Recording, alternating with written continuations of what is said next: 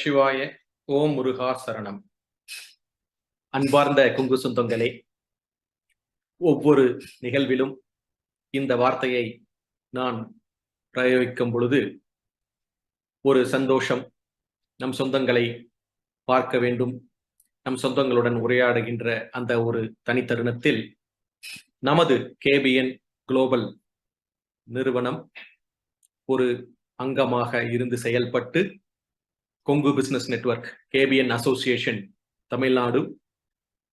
தமிழ்நாடு மாநிலத்தில் உள்ள அனைத்து பதிவு துறைகளிலும் பதிவு செய்யப்பட்ட ஒரு சங்கமாகவும், SIKBA south India Kongu business association Malaysia நாட்டில் பதிவு செய்யப்பட்ட ஒரு சங்கமாகவும், மற்றும் கேபிஎன் ஆஸ்திரேலியா, கேபிஎன் USA இணைந்து நடத்தும் இந்த காணொளி தொகுப்பிற்கு இன்று 105வது காணொளி தொகுப்பான இந்த சிறப்பு காணொளி தொகுப்பில் நம்முடன் இணைந்திருக்கும் அனைத்து கொங்கு சொந்தங்களையும் வருக வருக என்று உளமாற வரவேற்பது உங்களது வழக்கறிஞர் ராஜசேகரன், திருப்பூரிலிருந்து. சொந்தங்களே, ஒவ்வொரு காணொளி தொகுப்பும் நமக்கு ஏதாவது ஒரு விஷயத்தை போதித்தோ அல்லது ஏதாவது ஒரு வெற்றி வாய்ப்பை நமக்கு காட்டியோ அல்லது பல இடையூறுகள் வந்தாலும் அந்த இடையூறுகளில் இருந்து எவ்வாறு தப்பிப்பது என்பதை நமக்கு பல முன்னோர்கள், சாதித்த சாதனையாளர்கள் போன்றவர்கள் காட்டிய வழிமுறையை பின்பற்றி நாம் அந்த வழியிலிருந்து வெற்றி பெற ஒரு உறுதுணையான ஒரு விஷயமாகவோ, பல நேரங்களில் நமக்கு ஒரு ஆத்மார்த்தமான ஒரு நல்ல விஷயத்தை கொடுக்கும் காணொளியாகவோ அமைவது என்பது எவ்வித ஐயமும் இல்லை. நமது கொங்கு சொந்தங்களும் பல முறை அந்த ஒரு விஷயத்தை நமக்கு தெள்ளத் தெளிவாக எடுத்துரைத்து அதன் மூலம் அவர்கள் சாதித்த சில விஷயங்களை நம்முடன் பகிர்ந்து கொள்ளும் பொழுது அது நமக்கு ஒரு முக்கியமான ஒரு அருமருந்தாக இந்த காணொளிகளை தொடர்ந்து நடத்த வேண்டும் என்று நமக்குள்ள ஒரு ஆவலை தூண்டுகின்றது. அப்படி இருக்கும் ஒரு விஷயத்தில் நமது கேபிஎன் குழுமத்தில் இந்த வாஸ்து என்ற தலைப்பை நாம் எடுத்து, இந்த வாஸ்துவினால் என்ன நன்மைகள் வருகின்றன, இந்த வாஸ்து என்பது எந்த அளவிற்கு உண்மை, இந்த வாஸ்து உண்மையாகவே நமது தொழில் மற்றும் குடும்ப விஷயங்களில் நன்மை பயக்கின்றனவா, இந்த வாஸ்திற்காக நிறைய கட்டிடங்கள் மாற்றி அமைக்கப்படுகின்றன, நிறைய புது கட்டிடங்கள் இந்த வாஸ்து முறை கொள்கைப்படிதான் விற்பனைக்கு வருகின்றன, அந்த விஷயங்களை நாம் எவ்வாறு உள்ளுணர்ந்து நம் சொந்தங்களுக்கு கொண்டு சேர்க்க வேண்டும் என்ற எண்ணிய பொழுதுதான் ஒரு ஆச்சரியத்தக்க விஷயமாக கிமு 3000 ஆண்டுகளுக்கு முன்னரே இந்துக்களின் முதல் முப்பெரும் நூல்களான 4 முப்பெரும் நூல்கள் அல்ல 4 நூல்களில் 4 வேதங்களை குறிப்பிடும் பொழுது அந்த 4வது வேதமான அதர்வண வேதத்தில் வாஸ்து பற்றி சொல்லப்பட்டு அதன் நோக்கம் மக்களுடைய நல்வாழ்விற்காகவும் அவர்களுடைய தேவைகளையும் எதிர்பார்ப்புகளையும் பூர்த்தி செய்வதுடன் கட்டப்படுகின்ற கட்டிடம் மனிதன் இயற்கையுடன் இப்பிரபஞ்சத்துடனும் ஒழுங்குடனும் இசைந்து போவதற்கு ஏற்ற வகையில் இருக்கின்றதா, அப்படி ஏற்ற வகையில் இல்லை என்றால் எவ்வாறு அதை ஏற்ற வகையில் மாற்றிக்கொள்ள முடியும் என்ற அந்த ஒரு விஷயத்தை இந்த 3000 ஆண்டுகளுக்கு முன்பே சொல்லப்பட்டுள்ளது என்ற விஷயத்தை எடுத்து ஆராய்ந்த பொழுது நமது இன்றைய சிறப்பு விருந்தினரை நாம் கண்டுகொள்ள முடிந்தது. இன்றைய சிறப்பு விருந்தினர் அவர்கள் PM கிருஷ்ணராஜன் அவர்கள், கரூர் மாவட்டத்தில் இப்பொழுது இயங்கிக் கொண்டிருக்கின்றார். அவரை இந்த காணொளி தொகுப்பில் இணைந்தமைக்கும் நமக்கு நேரம் ஒதுக்கி இந்த காணொளி தொகுப்பில் உள்ள இந்த ஒரு தலைப்பானது வாஸ்து சாஸ்திரா ஃபார் ப்ராஸ்பரஸ் லைஃப், அதாவது வளமான வாழ்க்கைக்கான வாஸ்து சாஸ்திரம் என்ற ஒரு தலைப்பின் கீழ் இந்த காணொளியை நமக்கு கொடுப்பதற்கு, அவருடைய அனுபவத்தை நம்முடன் பகிர்ந்து கொள்வதற்கு அவருடைய நேரம் ஒதுக்கி நம்முடன் இங்கு பயணிப்பதற்கு தயாராக உள்ள அவரை நமது கொங்கு சொந்தங்கள் சார்பாகவும் KPN global, KPN Tamil Nadu, SIKBA Malaysia, KPN Australia மற்றும் கேபிஎன் அமெரிக்கா சார்பாக வருக வருக என்று உளமாற வரவேற்கின்றேன். நமது சிறப்பு விருந்தினர் இந்த தலைப்பை கேட்டவுடன் அவருடன் நாங்கள் உரையாட ஒரு நேரத்தை ஒதுக்கி அந்த உரையாடலுக்காக அவர் கரூரிலிருந்து திருப்பூர் பயணித்து எனது அலுவலகம் மற்றும் வீடை அவர் அடைந்து பின்பு 2 மணி நேரங்களுக்கு மேலாக நானும் ஒரு வழக்கறிஞர் என்ற முறையில் பல குறுக்கு விசாரணைகளை அவரிடம் செய்து அது மிகவும் திருப்திப்பட்ட ஒரு காரணத்தினால் நமது சொந்தங்கள் அந்த பயனை அடைய வேண்டும், யாம் பெற்ற இன்பம் பெருக வையகம் அப்படி என்ற ஒரு நோக்கத்துடன் ஒரு சிற்பியால் மட்டுமே சிலை சிறப்பாக வடிவமைக்க முடியும், அதுபோலத்தான் இந்த வாஸ்து நிபுணர்களால் மட்டுமே அந்த வாஸ்திற்கான தீர்வு காண முடியும் என்ற ஒரு உயர்ந்த விஷயத்தை கண்டு கொண்டு அவரை இன்று நாம் இந்த ஒரு அருமையான தலைப்பில் இந்த 105வது காணொளி தொகுப்பில் இணைத்துள்ளோம். நம் காணொளி தொகுப்பிற்கு செல்லுவதற்கு முன்னர் இன்றைய சிறப்பு விருந்தினரை பற்றிய முன்னுரை உங்களுக்காக கண்டிப்பாக தெரிவிக்க வேண்டும் சொந்தங்களே. திரு PM கிருஷ்ணராஜன், அவர் கோபாலகிருஷ்ணன் என்று அன்புடன் அனைவராலும் அழைக்கப்படுபவர்.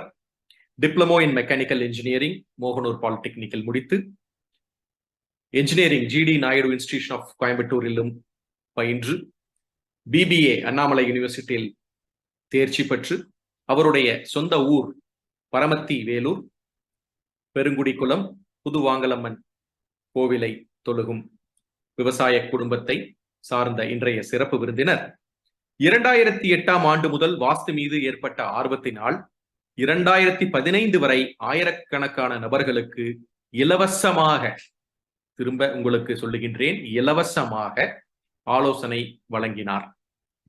பல நபர்கள், பல நண்பர்கள் அவர்களுடைய வாழ்வில் அந்த ஏற்றத்தை பார்த்த பின்பு 2015 முதல் முறையான வாஸ்து நிபுணராக அந்த அனுபவத்தின் வாயிலாக இயற்கையாகவே உருவெடுத்தவர். 2018ஆம் ஆண்டு வாஸ்து சாஸ்திரத்தை முறைப்படுத்துவதற்காக ட்ரஸ்ட் ஒன்று தொடங்கப்பட்டு மத்திய சிறு தொழில் வளர்ச்சி மையம் MSME அந்த நிறுவனத்தில் முறையாக பதிவு செய்யப்பட்டு அதன் பின்பு நான் கவர்மெண்ட் ஆர்கனைசேஷன் என்று அழைக்கக்கூடிய அந்த NGOவும் முறையாக பதிவு செய்யப்பட்டது. இவ்வாறு அரசு அங்கீகாரம் பெற்று அதுடன் நிற்காமல் இந்த நிறுவனம் ஒரு தரச்சான்று பெற்ற நிறுவனமாக வர வேண்டும் என்று ISO தரச்சான்றும் பெற்று அத்துடன் நிற்காமல் இந்த வாஸ்து என்பது வாஸ்து என்ஜினியரிங் என்ற இந்த ஒரு இரு விஷயத்தையும் அலசி ஆராய்ந்து அனுபவமாக கொண்டு சென்று அதன் மூலம் வாஸ்து என்ஜினியர் என்ற பெயரை முழுமையாக இந்தியா முழுவதும் ட்ரேட்மார்க்ஸ் ஆக்டில் பதிவு செய்யப்பட்டு vastu engineer training and research institution 2019ஆம் ஆண்டு தொடங்கி இன்று வரை 600க்கு மேற்பட்ட மாணவர்களுக்கு வாஸ்து சாஸ்திரத்தை முறையாக கற்றுக் கொடுத்தவர் இன்றைய சிறப்பு விருந்தினர். இதிலிருந்து உங்களுக்கு தெரிந்து கொண்டிருக்கும் சொந்தங்களே, முறையான ஒரு அறிவை பெற்று அந்த முறையான வாஸ்து சம்பந்தப்பட்ட விஷயங்களை உள்ளுணர்வுடன் ஆராய்ந்து அது எவ்வாறு ஒவ்வொரு மனிதர்களுக்கும் கட்டுப்பட்டுள்ளது, எவ்வாறு அது அதனுடைய தாக்கத்தை கொடுக்கின்றது என்பதை அனுபவ ரீதியாக ஆராய்ந்த பின்னர் தான் இவர் இந்த நல்ல விஷயத்தை அனைத்து சிவில் இன்ஜினியர்களுக்கும் கொண்டு செல்ல வேண்டும், கட்டிட பொறியாளர்களுக்கும் கொண்டு செல்ல வேண்டும் என்ற எண்ணத்தில் 200க்கு மேற்பட்ட என்ஜினியர்களுக்கு பயிற்சி அளித்துள்ளார். இதுவரை வாஸ்து சாஸ்திரத்திற்கென்று தமிழ்நாட்டில் நேரடி வாஸ்து பயிற்சி மற்றும் தொழில்முறை பயிற்சியை சான்றிதழுடன் நடத்தக்கூடிய முதல் இன்ஸ்டிடியூஷன் என்ற பெருமையையும் பெற்றுள்ளவர் இன்றைய சிறப்பு விருந்தினர் மற்றும் அவருடைய நிறுவனம். 2015ஆம் ஆண்டு அதற்கு பிறகு தமிழ்நாடு, ஆந்திரா, கர்நாடகா, கேரளம், பாண்டிச்சேரி என்ற 5 மாநிலத்தில் 1100க்கு மேற்பட்ட வாஸ்து ஆலோசனைகளை வழங்கி 10க்கு மேற்பட்ட கல்வி நிறுவனங்களுக்கும் 50க்கு மேற்பட்ட அபார்ட்மெண்ட் குடியிருப்புகள், 100ற்கு மேற்பட்ட தொழிற்சாலைகள் மற்றும் 10க்கும் மேற்பட்ட மருத்துவமனைகள், கேட்டரிங் சர்வீஸ் மற்றும் தமிழ்நாடு செய்தித்துறையில் முதன்மை வகிக்கும் பிரபல சேனல், அதாவது சேட்டலைட் டெலிவிஷன் சேனல் என்ற அந்த துறைக்கும் அவருடைய வாஸ்து நிபுணத்தை வழங்கி பல உயர் அரசு அதிகாரிகள் வீடுகள் முதற்கொண்டு வாஸ்து ஆலோசனைகளை மிக சிறப்பாக வழங்கியவர் இன்றைய சிறப்பு விருந்தினர். வாஸ்து என்ஜினியர் என்ற பெயரில் 2015ஆம் ஆண்டு முதல் யூடியூப் சேனலையும் தொடங்கி முறையான ஒரு வெப்சைட்டையும் தொடங்கி சோசியல் மீடியாக்களில் 50,000ற்கு மேற்பட்ட ஃபாலோயர்களை கொண்டு இன்று அளவும் அதை வெற்றிகரமாக திறம்பட ஆலோசனைகளை வழங்கி வருபவர் இன்றைய சிறப்பு விருந்தினர். ஆயக்கலைகள் 64ல் வாஸ்துக்கலையும் ஒன்று. வாஸ்து சாஸ்திரத்தை சாஸ்திரம் என்று சொல்லாமல் கட்டிடக்கலை என்று சொன்னால் மிக சரியாக இருக்கும் என்று கூறியவர், ஒவ்வொருவரும் தன்னுடைய வாழ்நாளில் ஒரு சொந்த வீட்டை கட்டி அந்த சொந்த வீட்டில் குடியேற வேண்டும் என்ற எண்ணம், ஆசை அனைவருக்கும் இருக்கும். அவ்வாறு கட்டிய கட்டிடத்தை இயற்கை விதி மீறாமல் கட்டும் நடைமுறையை வாஸ்து சாஸ்திரம் என்று கூறுகிறதாக நமது சிறப்பு விருந்தினர் பல ஆராய்ச்சிக்கு பின்னர் மிக தெளிவான விளக்கத்துடன் கூறுகிறார்.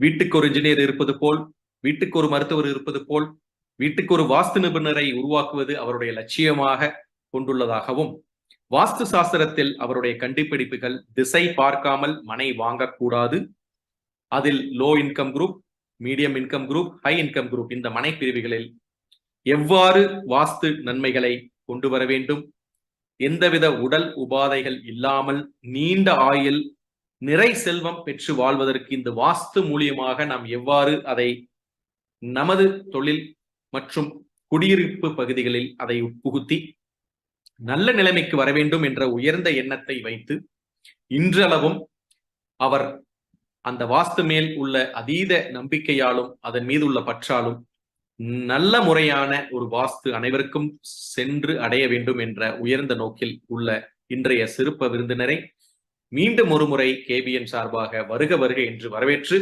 அவருடைய சிறப்புரையை நல்லுகுமாறு அன்புடன் அழைக்கின்றோம்.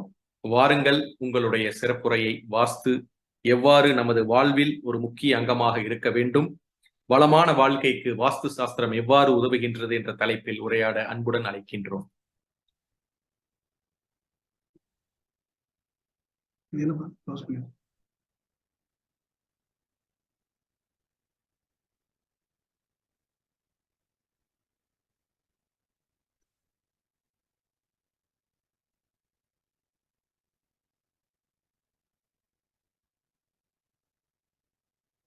அனைவருக்கும் வணக்கம்.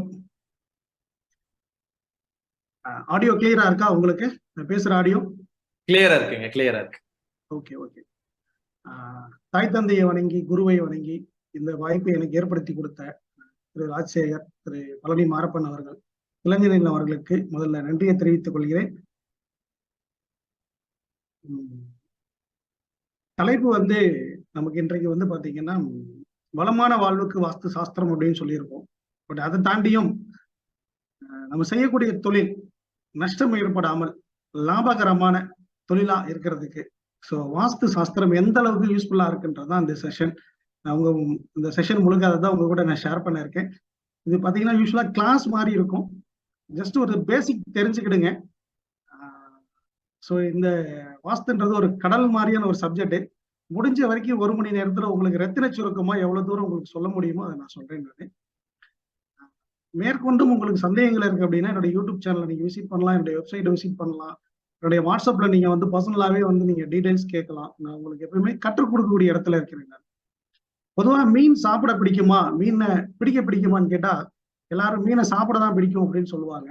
பட் நான் என்ன சொல்லுவேன்னா, மீனை பிடிக்கிறதுக்கு கற்றுக் கொடுத்துறேன், நீங்க வாழ்க்கையில எப்ப வேணுமோ அப்போ நீங்க பிடிச்சு சாப்பிட்டுக்குங்க. என்னையே டிபெண்ட் பண்ணி இருக்க வேண்டாம் அப்படின்றதுதான் என்னுடைய வகுப்புல எல்லாத்துக்குமே சொல்லிக் கொடுக்கக்கூடிய விஷயம். அந்த மாதிரி இந்த வாஸ்து சாஸ்திரத்தை உங்களுக்கு சில பேசிக்கான விஷயங்களை கற்றுக் கொடுத்துறேன். உங்களுக்கு இது பல இடங்கள்ல யூஸ்ஃபுல்லா இருக்கும். ஒரு இடம் வாங்குறதுல இருந்து, வீடு கட்டுறதுல இருந்து, ஆபீஸ் பிசினஸ் பண்ற இடத்துல இருந்து, தொழில் பண்ணக்கூடிய இடங்கள்ல இருந்து எல்லா இடத்துக்குமே அது உங்களுக்கு மிகப்பெரிய பக்கபலமா இருக்கும். அதுவும் இல்லாம உங்களுக்கு இந்த வாஸ்தை யூஸ் பண்ணி நீங்க ஒரு தொழில் பண்றீங்க அப்படின்னா உங்களுக்கு லாஸை தவிர்க்கப்படும். அப்ப லாஸ் தவிர்க்கப்படும் பொழுதே நீங்க செய்யக்கூடிய தொழில நீங்க லாபத்தை அடையிறீங்க. இதுல நேரம் நிறைய மிச்சமாகும்.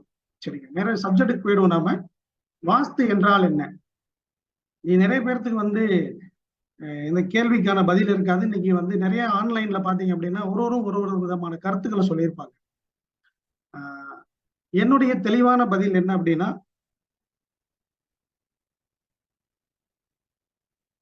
நெக்ஸ்ட் எப்படி போறது?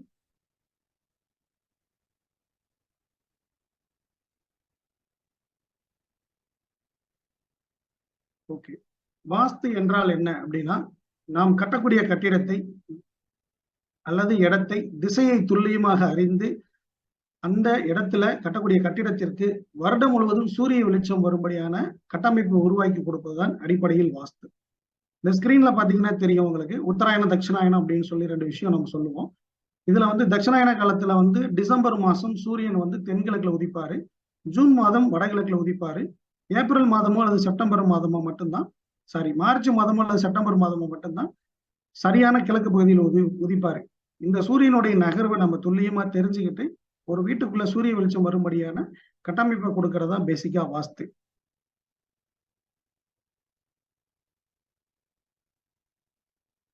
திசையை துல்லியமா பார்த்த பிறகு வீட்டுக்குள்ள பஞ்சபூதங்கள்ல 4 பூதங்கள், நீர் பூதம், நெருப்பு பூதம், காற்று பூதம், மண் பூதம், இந்த 4 பூதங்களை சரியான இடத்துல பொருத்தி கொடுக்கணும். இதுதான் அடிப்படையில ஒரு வாஸ்து நிபுணருடைய வேலை. ஆகாய பூதத்தில் தான் நம்ம வாழ்றோம், அதனால 4 பூதங்களை மட்டுமே நம்ம எடுத்துக்கிட்டா போதும்.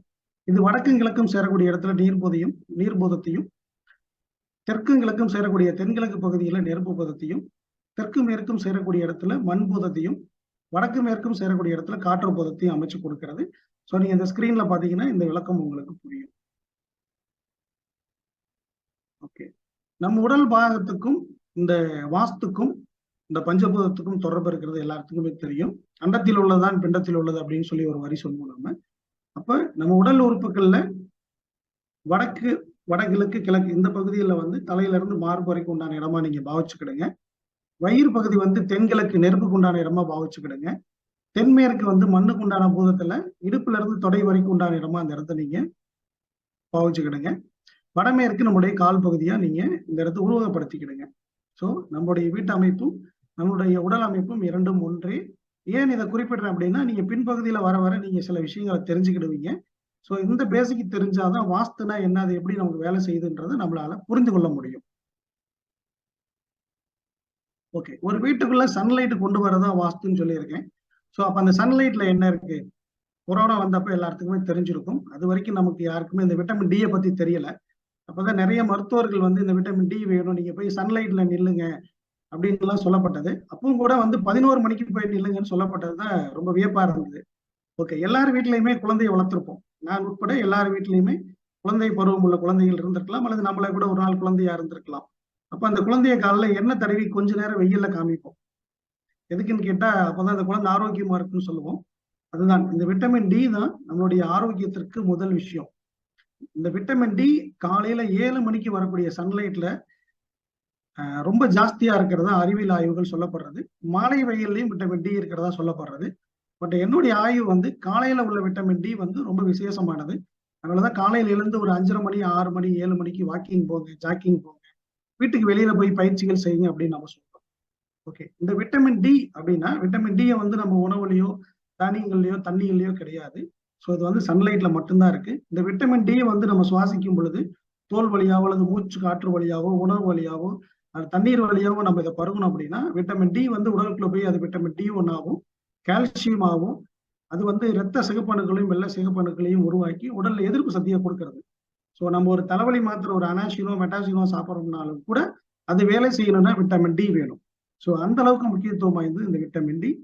ஸோ இந்த விட்டமின் டி வந்து நம்ம தமிழ்நாட்டில், ஈவன் சவுத் இந்தியாவில் வந்து சூரிய வெளிச்சம் இயல்பா வருடம் முழுவதும் கிடைக்கிறதுனால நமக்கு முக்கியத்துவம் தெரியல. ஒருவேளை நம்ம வீடியோ பார்த்துட்டு இருக்கிற நம்ம யூஎஸ் நண்பர்கள், ஆஸ்திரேலியாவில் உள்ளவங்களோ யூகேல உள்ளவங்களோ, அவங்க நாட்டுகள்ல வந்து சன்லைட்டே கிடையாது. ஸோ அவங்க இதுக்காக வேண்டி கிரீம்லாம் எடுத்துக்கிட்டு அவங்க வெயில்ல சன்பாத் எடுக்கிறதெல்லாம் நம்மளால பார்க்க முடியாது. ஸோ அவங்களுக்கு தெரியாம சன்லைட்டோட முக்கியத்துவம் என்ன அப்படின்ட்டு. பொதுவாகவே நம்மளுடைய நிலப்பரப்பு உலகத்திலேயே தென்னிந்தியாவில், அது குறிப்பா 4-5 மாநிலங்கள் வந்து ரொம்ப ரொம்ப இந்த ஜியாலஜிக்கலாகவே ரொம்ப கொடுத்து வைத்த நாடு அப்படின்னு சொல்லுவாங்க.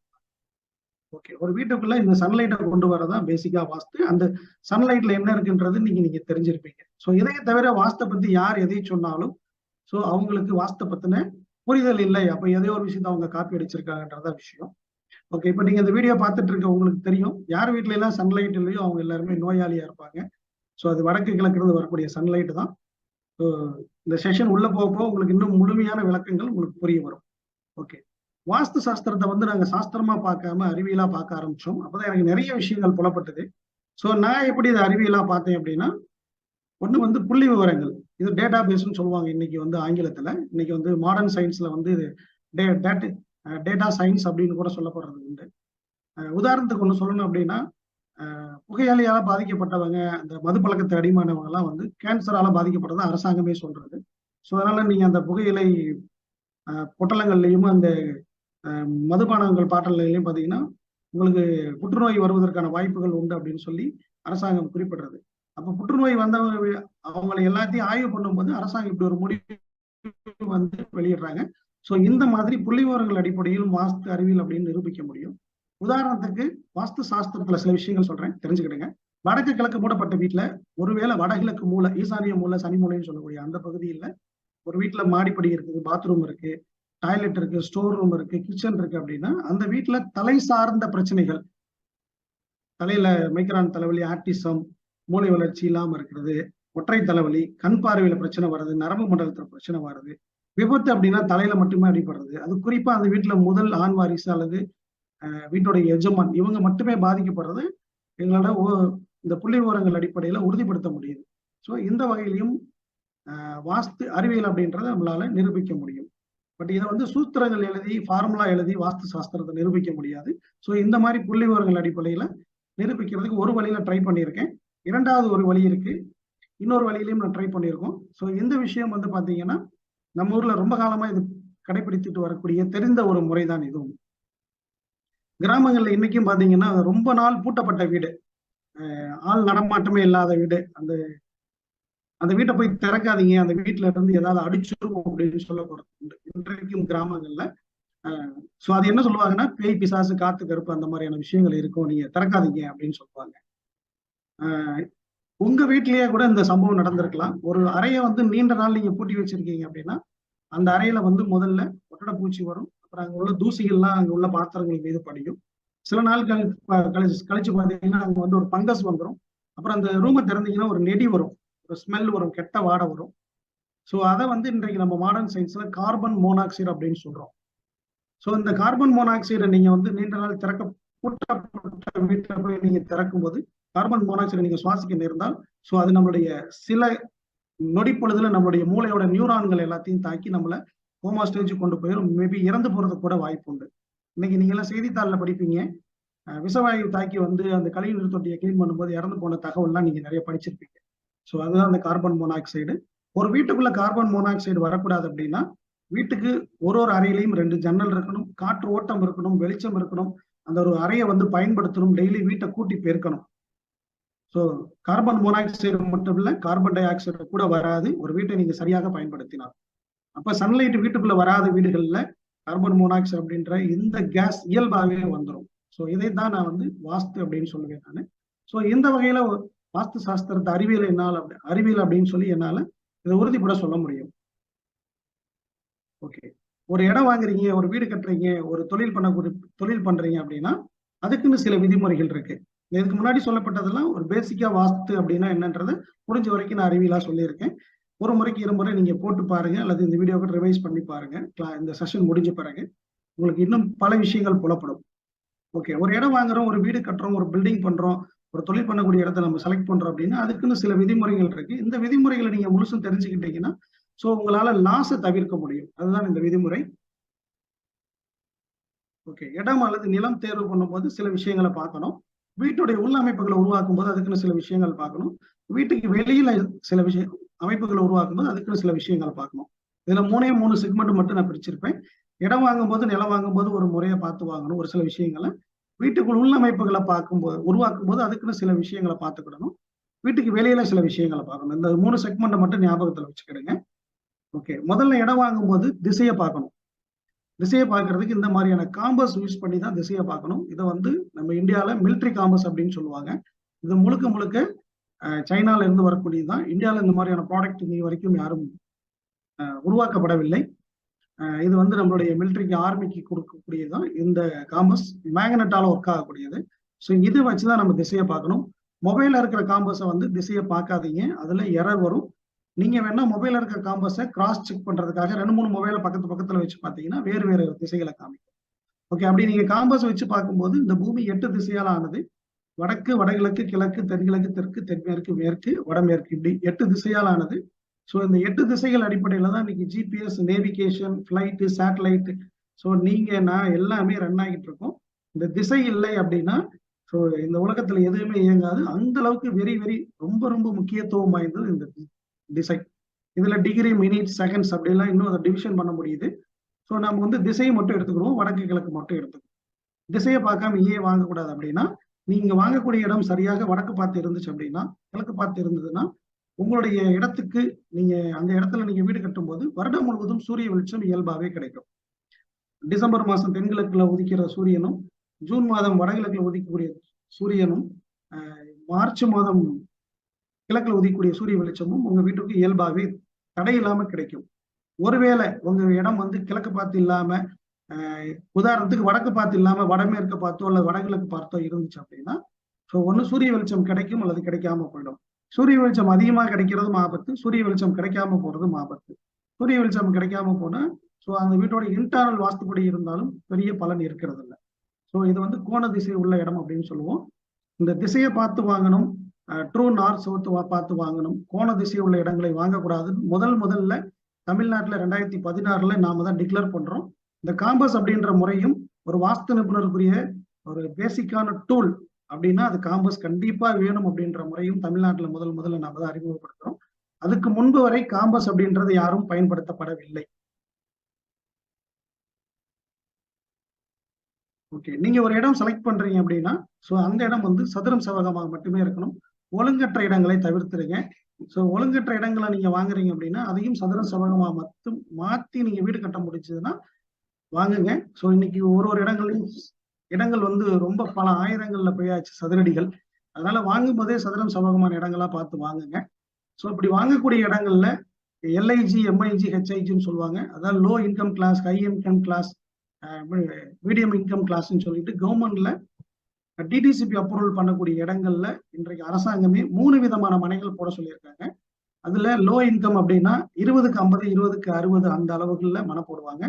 மிடில் கிளாஸ் அப்படின்னா ஒரு 30க்கு 40, 35க்கு 45 இந்த மாதிரி அளவுகள்ல போடுவாங்க. ஹை கிளாஸ் அப்படின்னாவே 60க்கு 40, 50க்கு 60 இந்த மாதிரியான அளவுகள்ல வந்து மனை போடுவாங்க. ஸோ நீங்க மனை வாங்கும்போது இந்த லோ இன்கம் கிளாஸ், எல்ஐஜி மனையை முடிஞ்ச வரைக்கும் தவிர்த்துருங்க. ஸோ நீங்க அப்படி உள்ள இடங்களை வாங்குறீங்க அப்படின்னா நீங்க எப்பவுமே ஏழையா தான் இருக்க முடியும். அது பர்ஃபெக்டா வாஸ்துப்படி வீடு கட்டப்படுகிறதுல இது என்னுடைய அனுபவம். இது தமிழ்நாட்டுல ஒரு வட தமிழ்நாடுன்னு சொல்லக்கூடிய விழுப்புரம், திண்டிவனம் அந்த பேஸ்ல இருக்கக்கூடிய சென்னை முழுவதுமே 20க்கு 50 உள்ள மனைகள் பல காலமாக உருவாக்கி இருக்காங்க. ஸோ அந்த ஊர்கள்ல நம்ம பல நாள் டிராவல் பண்ணி இந்த 20க்கு 50ல பிளான் கொடுக்கப்பட்ட வீடுகள் இன்றைய வரைக்கும் அவங்களால பெரிய அளவுல முன்னேற முடியல. இந்த 60க்கு 40 உள்ள மனைகள் மட்டுமே ஒரு வீடு கட்ட தகுதியான இடம், ஒரு சிறந்த வீட்டை அதில் தான் உருவாக்க முடியுது. ஸோ அவங்க தான் ஹை இன்கம் வாங்கக்கூடியவங்களாகவும் ஹை கிளாஸ் பீப்புளாகவும் மேலும் மேலும் அந்த விஷயங்கள் தொடர்ச்சியாக நடந்துகிட்டு இருக்கிறத பார்க்க முடியுது. ஸோ இப்போ இடம் வாங்கும்போது ஒழுங்கற்ற மனைகளையும் வாங்கக்கூடாது. ஸோ அளவு குறைவான இடங்களையும் வாங்காதீங்க. ஓகே, நீங்க வாங்கக்கூடிய இடங்கள்ல நீர்நிலைகள் கவனமா பார்த்து வாங்கணும். அதுல குறிப்பா வடக்கு கிழக்கு, வடகிழக்கு பகுதியில நீர்நிலைகள் இருந்தா எடுத்துக்கலாம். தெற்கு மேற்கு, தென்மேற்கு பகுதியில நீர்நிலைகள் இருந்தா எடுக்கக்கூடாது. ஸோ நீர்நிலைகள் அப்படின்னா ஆறு, ஓடை, குளம், குட்டை, கம்மாய், விவசாய கிணறுகள் இது எல்லாமே நீர்நிலைகள் தான் வரும். ஸோ அதுக்கு சில அளவுகள் உண்டு. நம்ம எடுக்கக்கூடிய இடத்துல இருந்து நம்ம வாங்கக்கூடிய இடத்துல இருந்து ஒரு 200 அடிக்கு அந்த பக்கம் ஆறோ ஓடையோ இருந்தா நீங்க அந்த இடத்த தேர்வு செய்யலாம். 1 கிலோமீட்டருக்கு அந்த பக்கம் ஆறு ஓடுது அப்படி அந்த மாதிரி எதுவும் தேவையில்லை. பக்கத்துல நம்ம இடத்துல இருந்து ஒரு 200 அடி தொலைவில் இருந்தாவே நம்ம அந்த இடத்த செலக்ட் பண்ணலாம். நம்முடைய முன்னோர்கள், மூதாதையர்கள் எல்லாமே பார்த்தீங்கன்னா நதிக்கரை ஓரமாக தான் நம்ம முன்னோர்கள் வாழ்ந்திருக்காங்க. அதுக்கு நீங்க உதாரணம் கீழடி போனீங்கன்னா வைகை கரை ஓரமாக தான் இன்றைக்கு அந்த அகழ்வு நடந்துட்டு இருக்கிறது தெரியும். இந்த வைகை கரையில இருந்து ஒரு 200-300 அடி தூரத்துல தான் அந்த கிராமங்கள் இருந்திருக்கிறது அந்த காலத்துல.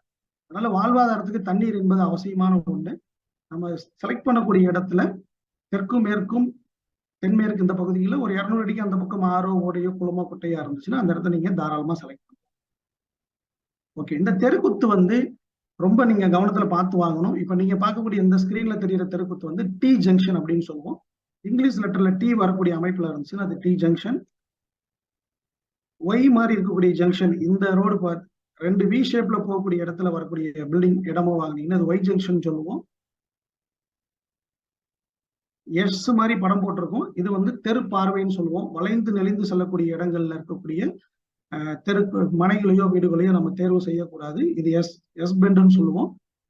எல் மாதிரி கடைசியில ஒரு தெருவுடைய கடைசி சைட்டோ வீடோ உள்ள இடங்களையும் வாங்கக்கூடாது. முட்டுச்சந்துன்னு சொல்லுவோம், அதையும் வாங்கக்கூடாது. டெட் எண்டுன்னு சொல்லுவோம். அதே மாதிரி 100% தெருக்குத்து உள்ள இடங்களையும் வாங்கக்கூடாது. ஸோ இந்த மாதிரி தெருக்குத்துல மல்டிபிளா இன்னும் 2 இருக்கு. அது உங்களுக்கு படம் இங்க காமிக்கிறதுக்குள்ள அது இன்னும் கொஞ்சம் டீட்டெயிலா வேணும். இந்த மாதிரி தெருக்குத்துகள்ல வந்து டிவிஷன் பண்ணது நான் மட்டுமே. பொதுவா எந்த தெருக்குத்து உள்ள இடங்களையும் முடிஞ்ச வரைக்கும் தவிர்த்துருங்க. கிராமங்கள்ல இன்றைக்கு நம்ம ஊர்ல வந்து மூலக்குத்து உள்ள இடம், தெருக்குத்து உள்ள இடம், தெரு தாக்கம் உள்ள இடம் அப்படின்லாம் சொல்லுவாங்க. ஸோ அந்த இடத்த தவிர்த்துருங்க. அப்படி நீங்க தெருக்குத்து உள்ள இடங்களை ஹேண்டில் பண்றீங்க அப்படின்னா ஸோ ரொம்ப ரொம்ப ஜாக்கிரதையா இருக்கும். என்னுடைய ஆய்வுல தெருக்குத்து வந்து மிக மிக நெகட்டிவான ஒரு ரிசல்ட்டை கொடுக்கக்கூடியது. உதாரணத்துக்கு ஒருத்தரை வந்து நிராயுதபாணியாக மாற்றும் அளவுக்கு வல்லமை படைச்சது. இன்னொன்று சில நேரங்கள்ல அந்த இடத்துல உரிமையாளரையும் கூட விட்டு வைக்கிறது இல்லை. ஸோ அந்த அளவுக்கு ஆபத்தானது. தெருக்குத்து உள்ள இடங்களை தவிர்த்துருங்க. ஸோ இதான் நீங்க இடம் வாங்கும் போது நீங்க கவனிக்க வேண்டிய சில பேசிக்கான விஷயங்கள். இன்னும் நிறைய இருக்கு. முன்னாடி சொல்லப்பட்டது மாதிரி தான் அது கடல் மாதிரியான விஷயங்கள். நான் உங்களுக்கு நம்ம கொங்கு சொந்தங்கள் எங்க அப்போ யார் இடம் வாங்கினாலும் நீங்க என்கிட்ட கேட்கலாம். வாட்ஸ்அப்ல நீங்க வந்து கனெக்ட் பண்ணலாம். அந்த லே அவுட்டோடைய பிளான் அனுப்பலாம். நான் உங்களுக்கு முடிந்த வரைக்கும் பார்த்து சொல்றேன். நான் 99% இடத்துக்கு வராம ஒருத்தருக்கு நான் ஆலோசனை வழங்க மாட்டேன். ஸோ அதுல இன்னும் நிறைய விஷயங்கள் அடங்கி இருக்கு. நம்ம பல லட்சங்களை போட்டு இடம் வாங்குறோம். அதனால ஒருத்தருக்கு பிரயோஜனமா பண்ணி கொடுக்கணுன்றதுக்காக நானே வந்து செல்ஃப் டிரைவிங்ல தான் வந்து பல இடங்களை பார்த்து வாங்கி கொடுக்குறேன். ஓகே, வீடு கட்டும் போது வீட்டுக்குள்ள ஃபாலோ பண்ணக்கூடிய சில விதிமுறைகள் இருக்கு. அந்த விதிமுறைகளை இப்ப நீங்க ஸ்கிரீன்ல பாத்தீங்கன்னா ஒரு வீட்டுடைய இன்டர்னல் பிளானே போட்டிருப்போம். வடக்கு கிழக்கு வடகிழக்குல வந்து ஹால் வர மாதிரி எப்பவுமே அமைச்சுக்கிடுங்க. வரவேற்பறை வர மாதிரி அமைச்சுக்கிடுங்க. தென்கிழக்குல வந்து கிச்சனும் டைனிங் வர மாதிரி அமைச்சுக்கிடுங்க. தென்மேற்குல மாஸ்டர் பெட்ரூம் மட்டும்தான் அமைக்கணும், வேற எதுவும் அமைக்கக்கூடாது. வடமேற்குல அடிஷனல் பெட்ரூம் அமைக்கலாம், குழந்தைகளுக்கு ஸ்டடி ரூம் அமைக்கலாம், பெரியவங்களுக்கு வயதானவங்களுக்கு ரூம் கொடுக்கலாம். அந்த ரூமை வேறு வேறு தேவைக்கு கூட பயன்படுத்தலாம். வீட்டுக்குள்ள அமைக்கக்கூடிய மாடிப்படி இந்த படத்துல பாத்தீங்கன்னா தெரியும். தெற்கு பகுதியில போட்டிருப்போம், தெற்கு மத்தியத்துல. ஸோ அந்த பகுதியிலையும் அமைக்கலாம், மேற்கு மத்தியத்திலையும் அமைக்கலாம். வீட்டுக்குள்ள அமைக்கக்கூடிய கழிவறை தெற்கு மத்தியத்திலையும் அமைக்கலாம், மேற்கு மத்தியத்திலையும் அமைக்கலாம். வீட்டுக்குள்ள அமைக்கக்கூடிய பூஜை அறை தெற்கு மத்தியத்திலையும் அமைக்கலாம், மேற்கு மத்தியத்திலையும் அமைக்கலாம். இதுல தென்மேற்குல மாஸ்டர் பெட்ரூமை வந்து எப்பொழுதுமே அந்த வீட்டுடைய எஜமான் பயன்படுத்தணும்.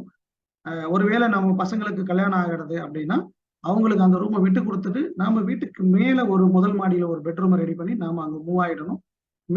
மேல் வீடு வசதி இல்லாதவங்க வடமேற்கு பெட்ரூமுக்கு நம்ம வந்து மாறிக்கிடணும். அப்பதான் அந்த இளம் தம்பதியர் நம்மளுடைய பையனோ மகளோ கல்யாணம் ஆகுது அப்படின்னா அவங்களுக்குள்ள ஒரு பாண்டிங் இருக்கும். அவங்க அடுத்த தலைமுறையை நோக்கி நகருவாங்க. புருஷன் முன்னாடி உறவு சிறப்பு, ரொம்ப அவங்களுடைய உறவு ரொம்ப அந்யோன்யமா சிறப்பா இருக்கும்.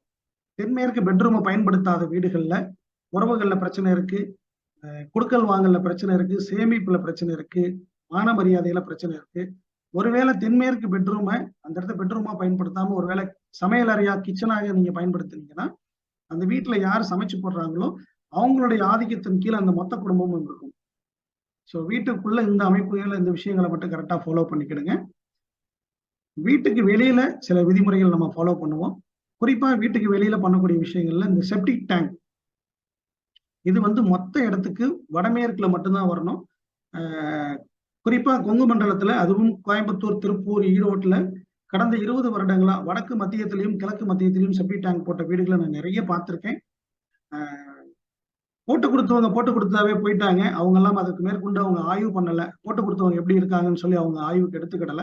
பட் நாம இதை வந்து ரொம்ப துல்லியப்படுத்தி வடமேற்கு ஒரு பகுதியை தவிர வேற இடங்கள்ல போடக்கூடாது. இது ஒருவேளை திசை சரியா இருந்தா சரியா அமைந்து விடும். திசை மாறி கோண திசை உள்ள இடமா இருந்தா செப்டிக் டேங்க் போறதுல நிறைய பிரச்சனைகள் வருது. ஸோ இதை கவனமா ஹேண்டில் பண்ணுங்க. செப்டிக் டேங்கால என்ன விளைவு வரும்ன்றத பின்னாடி நான் சொல்றேன். Okay, car shed. பெரும்பாலும் இன்றைக்கு வந்து கார் ஷெட் பாத்தீங்கன்னா வீட்டுக்கு முன்னாடி பெரிய போர்ட்டிகோ போட்டு அங்க நிப்பாட்டிடுறீங்க. ஸோ அப்படி நிப்பாட்டக்கூடாது. அந்த காலங்கள்ல வந்து குதிரை வண்டியோ மாட்டு வண்டியோ நிறுத்துறதுக்கு வீட்டுக்கு வெளியில வந்து ஷெட்டு போடுறது வழக்கமா வச்சிருந்தோம். இன்னைக்கும் அதே 4 சக்கரத்துல ஓடுற வண்டி தான். வீட்டுக்கு வெளியில வடமேற்கு மூலையிலையும் தென்கிழக்கு மூலையிலையும் கார் ஷெட்டு போட்டுக்கலாம். அது காம்பவுண்டையும் வீட்டையும் சேர்க்காம போடுறது ரொம்ப சரியான அமைப்பு. குறிப்பா வடகிழக்கு மூலையில கார் ஷெட்டு போடாதீங்க, தென்மேற்கு மூலையிலையும் கார் ஷெட்டு போடாதீங்க. ஓகே, வீட்டுக்கு வெளியில் அமைக்கக்கூடிய இந்த போர்ட்டிகோ அப்படின்றது இது ஒரு மாடர்ன் கல்ச்சர். கடந்த 40-50 வருடங்களுக்கு முன்னாடி நம்ம ஊர்ல இந்த போர்ட்டிகோ அப்படின்ற கல்ச்சரே கிடையாது. இன்றைக்கும் ஆந்திரா பக்கம் போனீங்க அப்படின்னா எந்த வீட்லயுமே போர்ட்டிகோ இருக்காது. ஸோ தமிழ்நாட்டுல குறிப்பா யார் இதை கிளப்பி விட்டாங்கன்னு தெரியல. வீட்டுக்கு முன்னாடி பெரிய பிரம்மாண்டமான போர்ட்டிகோ இருந்தாதான் அது நல்ல வீடு, அப்படி இல்லைன்னா அது வந்து வீடே இல்லை அப்படின்ற மாதிரி எல்லாம் வந்தாச்சு. சரி, அப்படி போர்ட்டிகோ போடலாமான்னு கேட்டா போட்டுக்கலாம். ஒரு 6 அடியோ 7 அடியோ அதிகபட்சம் ஒரு 10 அடி அளவுல மட்டுமே போட்டுக்கிடணும். ரொம்ப பிரம்மாண்டமான போர்ட்டிகோக்கள் போடக்கூடாது. அப்படி போடும்போது அது மிகப்பெரிய விளைவை ஏற்படுத்துது. அதோடைய பின்பகுதியில அதுக்குன்னு ஒரு ஸ்லைடு ரெடி பண்ணியிருக்கேன், நான் உங்களுக்கு அதை காமிக்கிறேன் நான். ஓகே, ஒரு வீடு நீங்க இடம் வாங்கி ஒரு வீடு கட்டுறீங்க அப்படின்னா இந்த பேசிக்கான விதிமுறைகளை நீங்க தெரிஞ்சு வச்சுக்கிட்டீங்கன்னாவே ஸோ இது உங்களுக்கு யூஸ்ஃபுல்லா இருக்கும். நீங்க எங்க போய் எப்போனாலும் இடம் வாங்கலாம். நீங்க தமிழ்நாட்டுல வாங்கலாம், இப்போ நீங்க மலேசியால வாங்கலாம், இப்போ ஆஸ்திரேலியால வாங்கலாம், யூகேல வாங்கலாம், நீங்க எந்த நாட்டுல வேணாலும் வாங்கலாம். ஸோ இந்த பேசிக் ரூலை தெரிஞ்சு வச்சுக்கிடுங்க. ஒருவேளை யூகே யூஎஸ் சைட்ல இருக்கக்கூடியவங்க அப்படின்னா ஸோ அவங்களுடைய சூரிய உதயம் கண்டிப்பா மாறுபடும். ஆஸ்திரேலியாவில் இருக்கக்கூடியவங்களுக்கும் சூரிய உதயம் மாறுபடும். ஸோ அதுக்கு தகுந்த மாதிரி அந்த வீட்டுடைய உள்ள அமைப்புகளை மாற்றி கொடுக்கணும். ஜன்னல் திறப்புகளை எல்லாம் வச்சு கொடுக்கணும். ஓகே, ஒரு தனி மனிதன் ஒரு வீட்டை உருவாக்குறதுக்கு உண்டான விஷயங்களை மட்டுமே இது வரைக்கும் கொடுத்தேன் நான். இப்ப நம்ம வியாபாரம் பண்றோம், தொழில் செய்யறோம், அந்த இடத்துல என்னென்ன விஷயங்கள்லாம் நம்ம பார்க்கணும். ஸோ இதுதான் உங்களுக்கு வந்து மிகவும் யூஸ்ஃபுல்லா இருக்கும்னு நினைக்கிறேன் நான். ஏன்னா நம்ம கொங்கு சொந்தங்கள் நிறைய பேர் வந்து தொழில் அதிபர்களாகவும் தொழில் நிபுணர்களாகவும் நிறைய தொழிற்சாலைகள் நடத்தக்கூடிய நபர்களாகவும் நிறைய இடங்களை நம்ம பார்க்க முடியுது. ஸோ அவங்களுக்கு இந்த விஷயம் வந்து யூஸ்ஃபுல்லா இருக்கும் அப்படின்றதுனால தான் இந்த ஸ்லைடை நம்ம மெயினா ஆட் பண்ணோம். ஓகே, இதுல வந்து தெருக்குத்து, நீர்நிலைகள், மாடிப்படி, கழிவறை, தொழில் பண்ணக்கூடிய இடங்களுக்கு இந்த 4 விதிமுறைகளை மட்டுமே பார்த்தா போதுமானது. ஒரு வீட்டுக்கு செய்யக்கூடிய, வீட்டுக்கு பார்க்கக்கூடிய அத்தனை விதிமுறைகளையும் தொழில் பண்ணக்கூடிய இடங்களுக்கு பார்க்க கூடாது, பார்க்க வேண்டிய அவசியமும் இல்லை. உதாரணத்திற்கு நீங்க ஒரு துணிக்கடை நடத்துறீங்க அப்படின்னா அந்த துணிக்கடையில வந்து கீழே அந்த தரைதளம் முழுவதுமே ஃபுல் ஓப்பன் இருக்கும். எல்லா பகுதியிலுமே பொதுமக்கள் வந்து போவாங்க, ஒரு ட்ரெஸ் எடுத்து போட்டு பார்ப்பாங்க, ஒரு சாம்பிள் பார்ப்பாங்க. ஸோ அப்போ வந்து அவங்கள அனுமதிக்காம தென்மேற்கு பகுதியை மட்டும் அடைச்சு வைக்கிறதுல எந்த ஒரு பிரயோஜனமும் இல்லை. அதனால தொழில் பண்ணக்கூடிய இடங்கள்ல வீட்டுக்கு பார்க்கக்கூடிய அத்தனை விதிமுறைகளும் தொழில் பண்ணக்கூடிய இடங்களுக்கு தேவையில்லை.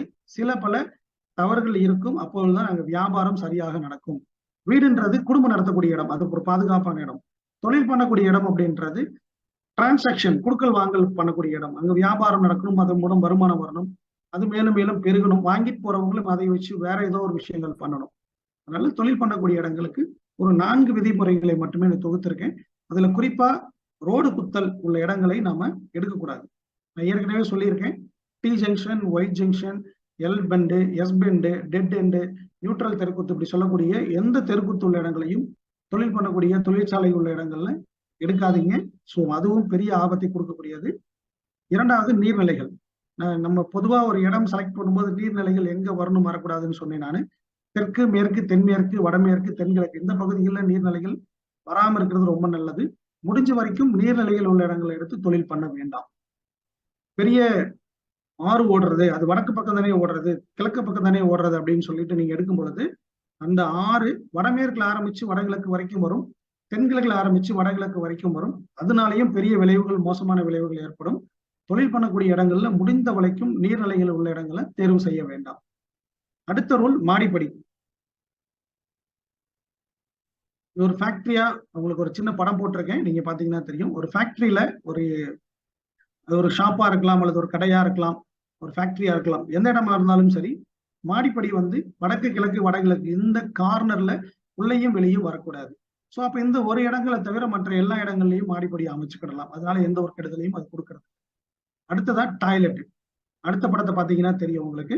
வடக்கு, கிழக்கு, வடகிழக்கு பகுதியிலையும் பில்டிங் உள்ளேயும் வெளியும் சரி, தெற்கு, தென்மேற்குல பில்டிங் உள்ளேயும் சரி, வெளியிலையும் சரி, இந்த பகுதியில மட்டும் டாய்லெட்டும் செப்டி டேங்கும் போட வேண்டாங்க. மற்ற எல்லா இடங்கள்லையுமே இந்த தொழில் பண்ணக்கூடிய இடங்கள்ல செப்டி டேங்க் எங்கனாலும் போட்டுக்கலாம், அது ஒன்றும் பிரச்சனை வர்றதில்லை. மாடிப்படியும் இந்த ஒரு இடத்தை தவிர மற்ற இடங்கள்ல போட வேண்டாம். இந்த விஷயங்களை மட்டும் பார்த்து நீங்க தொழில் பண்ணக்கூடிய இடங்களை செலக்ட் பண்றீங்க அப்படின்னா ஸோ அந்த இடம் சிறப்பான இடம். இதுல இந்த சதுர செவ்வகமா இருக்கணும், நீளம் அதிகமா இருக்கணும், அகலம் குறைவா இருக்கணும் அப்படி எதுவும் தேவையில்லை. நீங்க பண்ணக்கூடிய இடத்தை பொறுத்தவருடைய விஸ்திரங்களை நீங்க வந்து செலக்ட் பண்ணிக்கலாம். ஒருவேளை ஒரு ஜின்னிங் மில் வைக்கிறீங்க, ஸ்பின்னிங் மில் வைக்கிறீங்கன்னா ஏக்கர் கணக்குல இடம் வேணும். ஒரு கயர் ஃபேக்டரி போடுறீங்கனாலும் ஏக்கர் கணக்குல இடம் வேணும். ஒரு ஜவுளி கடை வைக்கிறீங்கன்னா ஒரு 10,000 சதுரடியாவது இடம் வேணும். ஸோ அதெல்லாம் உங்களுடைய தேவையை பொறுத்து செலக்ட் பண்ணிக்கிங்க. அப்படி செலக்ட் பண்ணும்போது தெருக்குத்து, நீர்நிலைகள், இந்த மாடிப்படி, கழிவறை இந்த மாதிரியான விஷயங்களை மட்டும் நீங்க கவனத்தில் எடுத்துக்கிட்டா போதும். ஓகே, ஒரு ஃபேக்டரி இருக்கு, அதுல வந்து ஒரு பொருளை உற்பத்தி பண்ணி நம்ம டெலிவரி பண்றோம், அதை எப்படி சக்சஸ்ஃபுல்லான உற்பத்தி பண்றது, விபத்து இல்லாம லாஸ் இல்லாம ப்ராப்பரா அந்த உற்பத்தி வந்து கிராஜுவலா எப்படி நடக்கிறது அப்படின்னா, நீங்க அந்த படத்துல பாத்தீங்கன்னா தெரியும், ஒரு கிலோமீட்டர் நீளமா இருக்கக்கூடிய ஒரு ஃபேக்டரி அப்படின்னா தென்மேற்குல ஸ்டார்ட் பண்ணி தென்கிழக்கு வழியா அந்த ப்ராசஸ் முடிச்சு வடகிழக்கு டெலிவரி பண்ற மாதிரி வைக்கலாம். தென்மேற்குல எப்பவுமே ரா மெட்டீரியலை வச்சுட்டு அல்லது பெரிய வெயிட் எடை அதிகமான மிஷினை வச்சுட்டு எடை அதிகமான மிஷினை வச்சுட்டு அங்கிருந்து ப்ராசஸ் உற்பத்தி பண்ணி தென்கிழக்கு வழியா எடுத்துட்டு வந்து வடகிழக்குல டெலிவரி பண்றது வச்சுக்கிடலாம். ஒருவேளை ஃபேக்டரிக்குள்ள வந்து நீங்க நெருப்பு வச்சு அதாவது பாய்லர் மாதிரி ஃபயர் வச்சு ஏதாவது பண்றீங்க அப்படின்னா தென்கிழக்கு பகுதியில வந்து நீங்க வச்சுக்கலாம், அதை வடமேற்கு பகுதியிலையும் வச்சுக்கலாம். ஸோ இது வந்து கிழக்கு மேற்கா இருக்கக்கூடிய ஒரு ஃபேக்டரியோடைய இந்த மெத்தட்ல நீங்க உற்பத்தி பண்ணலாம். நிறைய இடங்கள்ல தலைகளா வந்து வடகிழக்குல வந்து வெயிட்டை வச்சுட்டு ஒரு ப்ராசஸிங் மெஷினை வச்சுட்டு டெலிவரியை மாத்தி கொண்டு போற கேசஸ் பார்க்குறோம். அப்படி எல்லாம் பண்ணக்கூடாது. தென்மேற்குல ஆரம்பிச்சு தென்கிழக்கு வழியா வந்து வடகிழக்குல வைக்கிறது. ஸோ இது ஒரு பெட்டரான ஆப்ஷன், பெட்டரான ரிசல்ட்டை கொடுக்கும். ஓகே, இந்த ஃபேக்டரி பாத்தீங்கன்னா தெற்கு வடக்கு நீளமா போடக்கூடிய ஒரு ஃபேக்டரி. இதுவும் தென்மேற்குல உற்பத்தியை ஸ்டார்ட் பண்ணி வடமேற்குல டெலிவரி பண்ற மாதிரி வச்சுக்கலாம். ஸோ இதுலயும் அதே மாதிரிதான், நீங்க ஃபயர் வச்சுட்டு ஏதாவது பர்லர் வச்சு பண்றீங்க அப்படின்னா தென்கிழக்குல வச்சுக்கலாம், வடமேற்குல வச்சுக்கலாம். ஸோ இதுல வந்து ரூஃப் பொறுத்த வரைக்கும் பிளாட்டா போட்டுக்கலாம், ஒன் சைடு சரிவு போட்டுக்கலாம், அல்லது ஏ டைப் போட்டுக்கலாம். ஸோ உங்களுடைய தேவைக்கு தகுந்த மாதிரி அதோடைய அகலத்துக்கு உயரத்துக்கு தகுந்த மாதிரி நீங்க என்ன வேணாலும் போட்டுக்கலாம். ஸோ இது ஒன் சைடு தான் போடணும், ஏ டைப் தான் போடணும் அப்படின்ற எந்த விதிமுறையும் கிடையாது. அதுக்கு தனிப்பட்ட பலன்கள் எதுவும் கிடையாது. ஓகே, இந்த வடமேற்குல டெலிவரி வைக்கிறதுல ஒரு பெரிய பிளஸ் இருக்கு. ஒரு பொருளை நீங்க நீண்ட நாட்களா விற்கல, அது டெலிவரி ஆகவே இல்லை அப்படின்னா நீங்க மொத்த இடத்த செலக்ட் பண்ணி வடமேற்குல கொண்டு போய் நீங்க வந்து அந்த பொருளை வச்சிங்க அப்படின்னா அது ரொம்ப சீக்கிரமாவே அது நம்ம இடத்த விட்டு போறதை உங்களால பார்க்க முடியும். ஸோ நாங்க அந்த மாதிரியான ஆய்வுகள் நிறைய பண்ணியிருக்கோம். குறிப்பா ஒரு எம் சாண்ட் தயாரிக்கக்கூடிய ஒரு யூனிட்ல இருந்து கால் ஜல்லி, அரை ஜல்லி, முக்கால் ஜல்லி, எம் சாண்ட், பி சாண்ட் இப்படி எல்லாமே வெரைட்டியா எடுத்து கொண்டு வந்து ஒரு இடத்த சதுரமா பிரிச்சு வடமேற்குல மட்டும் ஒரு குறிப்பிட்ட மெட்டீரியலை வைக்க சொன்னோம். ஸோ அந்த ஒரு ஐட்டம் மட்டும் அவங்கக்கிட்ட டன்னு கணக்குல சேல் ஆனதை ஒரு வருடம் கழிச்சு ஒருத்தர் என்கிட்ட ஷேர் பண்ணாரு. ஸோ அது எப்படி மேஜிக் சார் அப்படின்னாரு. ஸோ அந்த மாதிரி உங்க ஃபேக்டரியிலையோ உங்க கடையிலையோ அவுட்லெட்லயோ ஸோ ஒரு நீங்க உற்பத்தி பண்ணக்கூடிய எந்த ஒரு ப்ராடக்டா இருந்தாலும் சரி வடமேற்குல கொண்டு போய் வைங்க.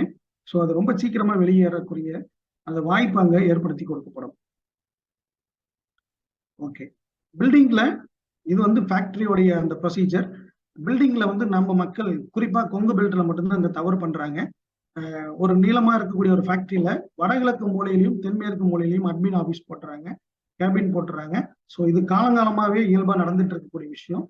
இப்படி போடக்கூடாது. குறிப்பாக ஒரு உதாரணத்துக்கு நெல் உற்பத்தி பண்ணக்கூடிய, அரிசி உற்பத்தி பண்ணக்கூடிய ஒரு ஃபேக்டரி இருக்கு, ரைஸ் மாடர்ன் ரைஸ் மில் இருக்கு அப்படின்னா தென்மேற்குல தான் வந்து நமக்கு வந்து குடோன் இருக்கும் அல்லது வந்து பெரிய வந்து சைலோ போட்டிருப்போம். ஸோ அங்கதான் வந்து நெல் அரைக்கிற மிஷின் போட்டிருப்போம். அங்க கொண்டு போய் நம்ம கேபின் போட முடியாது.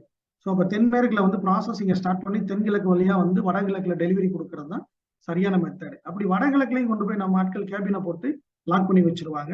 ஸோ இந்த மாதிரி தென்மேற்குலையும் வடகிழக்குலையும் போடக்கூடிய கேபின் போடக்கூடிய இண்டஸ்ட்ரிகள், அதாவது மேனுஃபேக்சரிங் இண்டஸ்ட்ரிகள் வந்து பெரும்பாலும் மூடப்படக்கூடிய நிலையிலையும் கஷ்டத்துல இருக்கிறதையும் நம்ம நிறைய இடங்கள்ல பார்க்க முடியுது. ரொம்ப வடகிழக்கு மூலையில போட்ட பில்டிங் அந்த ஒரு இண்டஸ்ட்ரி வந்து ரொம்ப சிரமத்தில் இருக்கக்கூடிய கேசஸ் நம்ம நிறைய பார்க்கிறோம்.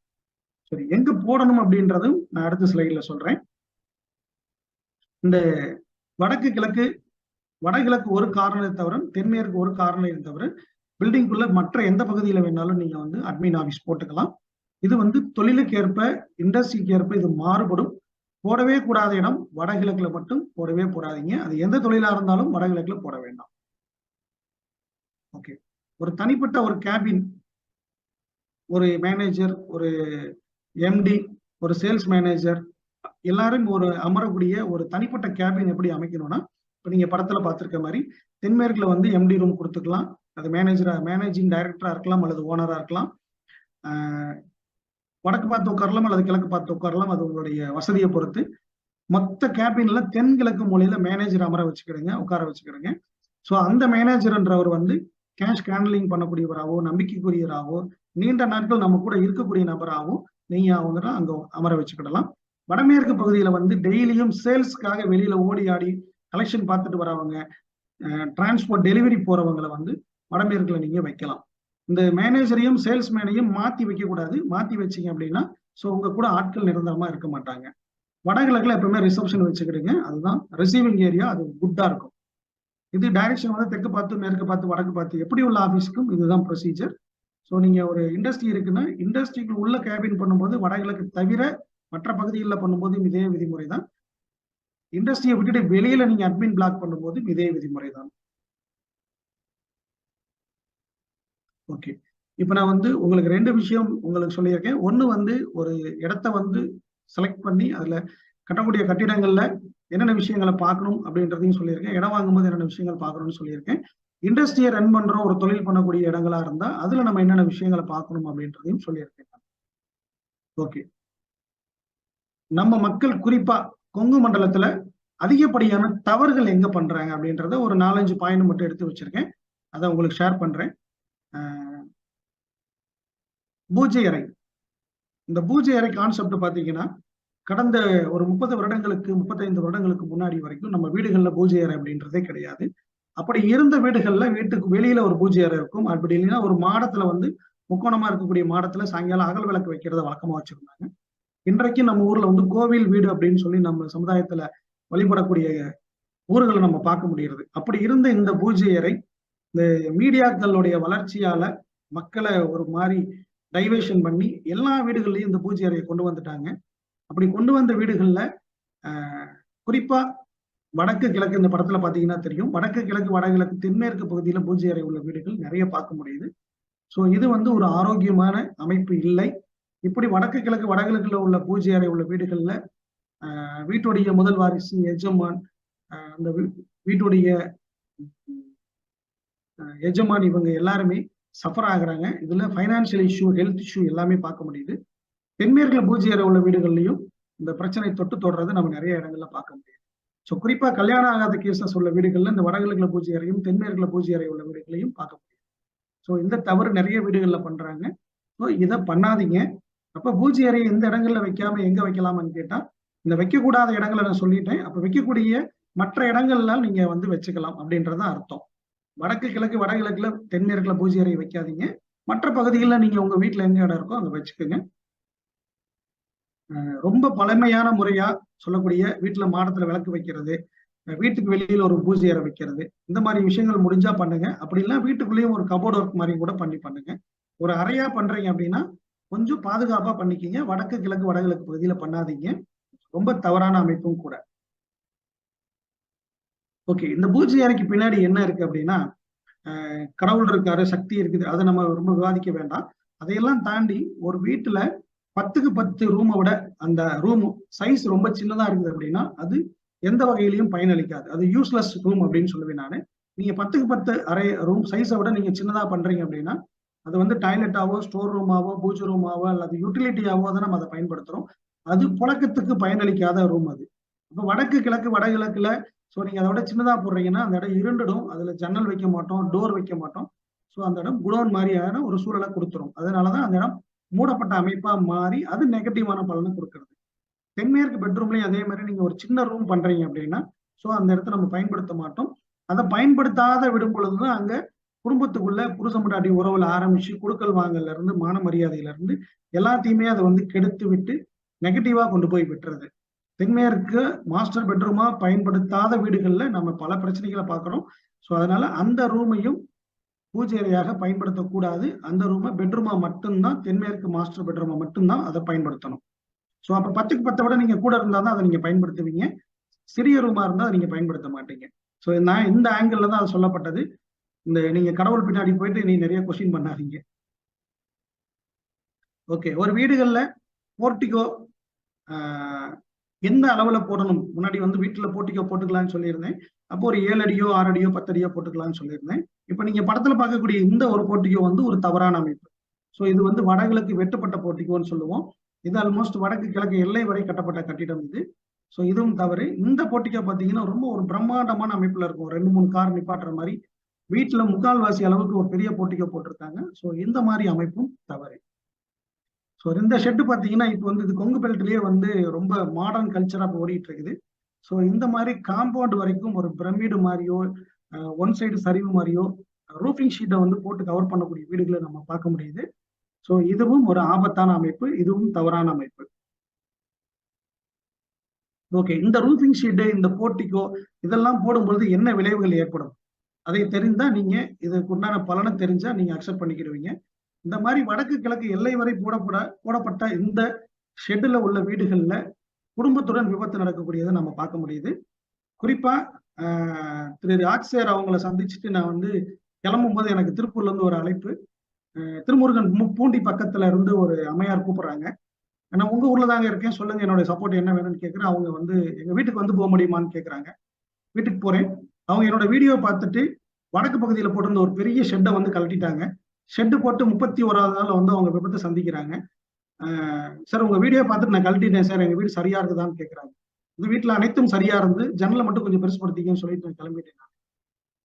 வடக்கு கிழக்கு எல்லை வரை மூடப்பட்ட வீடுகள்ல பெரிய விபத்தையும் பெரிய துயர சம்பவங்களையும் நம்ம நிறைய பார்க்க முடியுது. இது எக்ஸாம்பிளுக்கு சொல்லணும், இது எப்படி சரியான அமைப்பா சொல்லணும் அப்படின்னா, வடக்கு பக்கமும் கிழக்கு பக்கம் போர்ட்டிகோ போடும்போது வீட்டுடைய ஹால்ல இருந்து நீங்க ஜன்னலை தெரிந்தால் வானம் தெரியணும். காலை சூரிய வெளிச்சம் வீட்டுக்குள்ள வரும்படியான அமைப்புல நீங்க போர்ட்டிகோ போட்டுக்கிட்டீங்கன்னா உங்க வீடு சிறந்த கட்டமைப்பான வீடு. ஸோ இந்த மாதிரி பெரிய ரூஃப் போடும்போது உங்க வீட்டுக்குள்ள சன்லைட் மட்டும் இல்ல, எந்த விட்டமினும் உங்க வீட்டுக்குள்ள வராது. ஸோ அதை நீங்க பாத்துக்கிடுங்க. இந்த மாதிரியான போர்ட்டிகோலும் அதே மாதிரிதான், காலையில சன்லைட் வர்றது இது கட் பண்ணிடும். ஸோ இந்த மாதிரியான கட்டான ஒரு போர்ட்டிகோவும் பாத்தீங்கன்னா பக்கத்துல பில்டிங் வந்தோடனே இந்த வீட்டுக்குள்ள வர சன்லைட் கட் ஆகிடும். ஸோ சன்லைட் கட் ஆகும் பொழுது அவங்களுடைய சிந்தனை மாறுபட்டுறது, அவங்களுடைய கான்சியஸ் வேலை பண்ணாம அவங்களுடைய செயலை, அவங்களுடைய முடிவை அவங்களே தப்பா எடுத்துக்கிறாங்க. இந்த போர்ட்டிகோன்றது குறிப்பா கொங்கு மண்டலத்துலதான் இது ரொம்ப ஹைலி பண்ணக்கூடிய விஷயம். மக்களே கொஞ்சம் கவனமா இதை ஹேண்டில் பண்ணுங்க. பக்கத்து வீட்டுக்காரர் போட்டுட்டு நல்லா இருக்காருங்க, ஸோ நானும் அதே மாதிரி போட்டுட்டேங்க அப்படின்னு சொல்லி தயவு செஞ்சு அப்படி யாரோடையும் கம்பேரிஷன் போகாதீங்க. இது அந்த மீனுக்காக கொக்கு காத்துட்டு இருக்கிற மாதிரி உங்களுடைய கெட்ட நேரத்துக்காக வேண்டியது காத்துட்டு இருக்கிறத நான் பார்க்க முடியுது. ஒரு முறை நீங்க தவறாக போர்ட்டிகோக்கு இது போட்டுட்டீங்க அப்படின்னா அதுக்கு ஒரு 15 வருடம் 20 வருட காலம் ஆயிடுது. அதை நீங்க சரி பண்றதுக்கு, இது தவறுன்னு தெரிஞ்சுக்கிறதுக்கே உங்களுக்கு பல வருடங்கள்லாம் ஆயிடுது உங்களுக்கு. ஓகே, இந்த அவுட் ஹவுஸ் முறை இது வந்து கொல்லப்புற வீடுன்னு சொல்லுவோம் நாம. அந்த காலங்களில் வந்து புடக்காளி அப்படின்னு சொல்லுவாங்க. இப்போ வந்து இந்த முறை வந்து குறிப்பா தமிழ்நாட்டில் எல்லா பகுதிகளிலையும் வீட்டுக்கு பக்கத்துல தெற்கும் மேற்கும் வந்து அவுட் ஹவுஸ் கொல்லப்புற வீடு போடுறாங்க. இது எதுக்கு அப்படின்னா அசைவ உணவுகளை சமைப்பதற்கும் சர்வண்டை வந்து வேலைக்கு வெளியிலேயே அவங்களை முடிச்சு கொடுத்துட்டு போறதுக்குமாக இந்த முறை பயன்படுத்தப்படுது. ஸோ இது வந்து முடிந்த வரைக்கும் இதை தவிர்த்துடுங்க. இது ஒரு நல்ல பலனை கொடுக்கறது இல்லை. ஏற்கனவே சில வீடுகள்ல இந்த மாதிரி இருக்கு அப்படின்னா ஸோ அந்த வீடு அதற்குரிய நபர் அதை வந்து செலக்ட் பண்ணி வச்சிருக்கோம். நீங்க போய் டிஸ்டர்ப் ஆக வேண்டாம். புதுசா யாரும் கட்டுற மாதிரி இருந்தா இந்த மாதிரி அவுட் ஹவுஸ் மெத்தடை இனி பண்ண வேண்டாம். அப்படி பண்றதுன்னா ரைட் சைட்ல ஒரு ஸ்கிரீன்ல பாருங்க போட்டிருக்கேன், எங்க பண்றதுன்னு சொல்லி கிரீன் கலர் டிக் போட்டிருக்கேன். வடமேற்கு மூலையிலையும் தென்கிழக்கு மூலையிலையும் ஒரு அவுட் ஹவுஸ் கட்டிக்கிங்க. வீட்டுக்கு தெற்கும் மேற்கும் போடக்கூடிய இந்த அவுட் ஹவுஸ்க்கு பேர் வந்து நான் அழகா ஒரு செல்லமான பேர் வச்சிருக்கோம். இதுக்கு பேர் சின்ன வீடு அப்படின்னு சொல்லியிருக்கோம். ஸோ இந்த முறை நமக்கு வேண்டாம். நீங்க அப்படி அவுட் ஹவுஸ் போகணும்னா வீட்டுக்கு வடமேற்குலையும் தென்கிழக்குலையும் போட்டுக்குங்க. இந்த முறை இப்ப சமீப காலமா ரொம்ப வேகமா வளர்ந்துகிட்டு இருக்கக்கூடிய ஒரு கல்ச்சரா இருக்கு.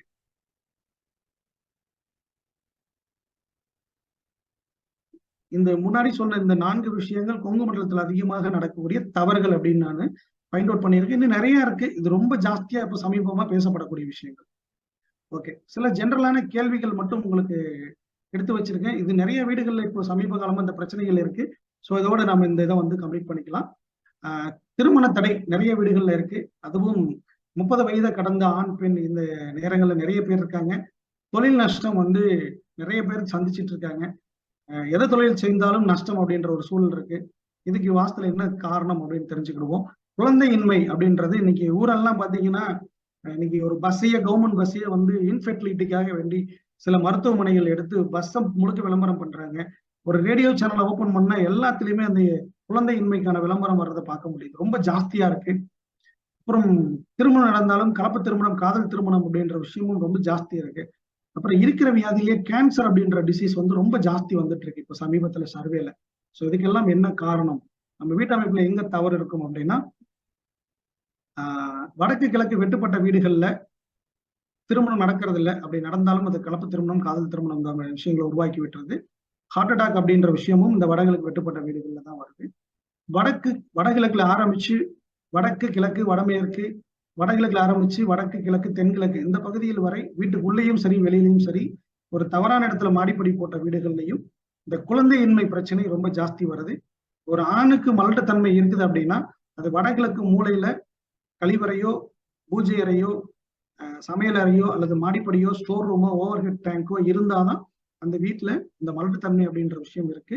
ஆட்டிசம் உள்ள குழந்தைகளுடைய வீடுகள்ல மட்டுமே தனியா ஆய்வு பண்ணியிருக்கேன் நானு. அது ஒரு 100க்கு மேற்பட்ட வீடுகளுடைய லிஸ்ட் என்கிட்ட இருக்கு. எல்லா வீட்லயுமே ஒரே ஒரு தவறு ஒற்றுமையா இருக்கு. வடகிழக்குல டாய்லெட் இருக்கு. இந்த ஆட்டிசம் உள்ள குழந்தைகளுடைய வீடுகள்ல டிரான்சிண்ட் அப்படின்னு சொல்லக்கூடிய திருநங்கைகளாக இருக்கக்கூடிய வீடுகளை தனியா ஆய்வு பண்ணியிருக்கோம். அந்த வீடுகள்லயும் வடகிழக்குல டாய்லெட், பூஜா, மாடிப்படி இருக்கக்கூடிய வீடுகளை பார்க்க முடியுது. அதுல குறிப்பா ஒரு விஷயம் என்னன்னா, ஆண் தான் வந்து பெண்ணாக மாறுகிறாரே தவிர பெண் ஆணாக மாறுவதில்லை. சோ இப்படி ஒரு ஆய்வும் நாம் மேற்கொண்டிருக்கோம்.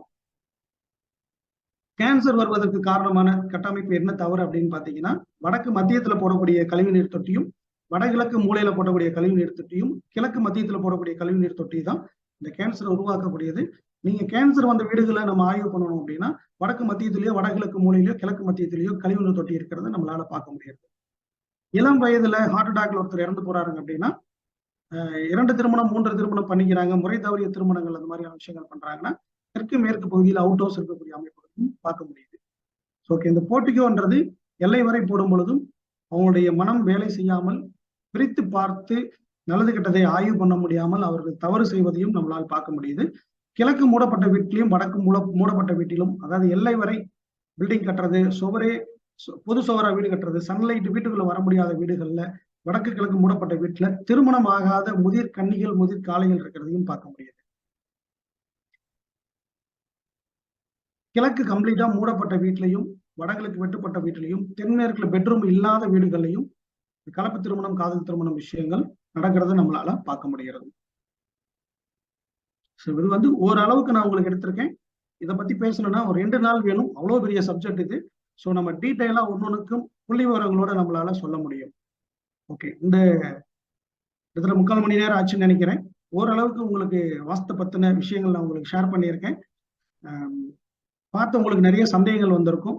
ஓகே, இது வந்து என்னுடைய வாஸ்து இன்ஜினியரிங் ட்ரைனிங் இன்ஸ்டிடியூஷனுடைய ப்ரொஃபைல். MSME முறையா ரிஜிஸ்டர் பண்ணியிருக்கேன். ISO தர சான்றிதழ் வாங்கியிருக்கேன். டர்பன் நம்பர் அப்படின்னு சொல்லக்கூடிய நான் கவர்மெண்ட் ஆர்கனைசேஷனாக நான் பதிவு பண்ணியிருக்கேன். மத்திய அரசாங்கத்துடைய சப்சிடியோட என்னால் வகுப்பு நடத்த முடியும். பட் நாங்கள் அதை எடுத்துக்கிறது இல்லை. அதுக்கு நிறைய ப்ரொசீஜர் இருக்கிறதுனால ஸோ அதை நாங்கள் ஃபாலோ பண்றதில்ல.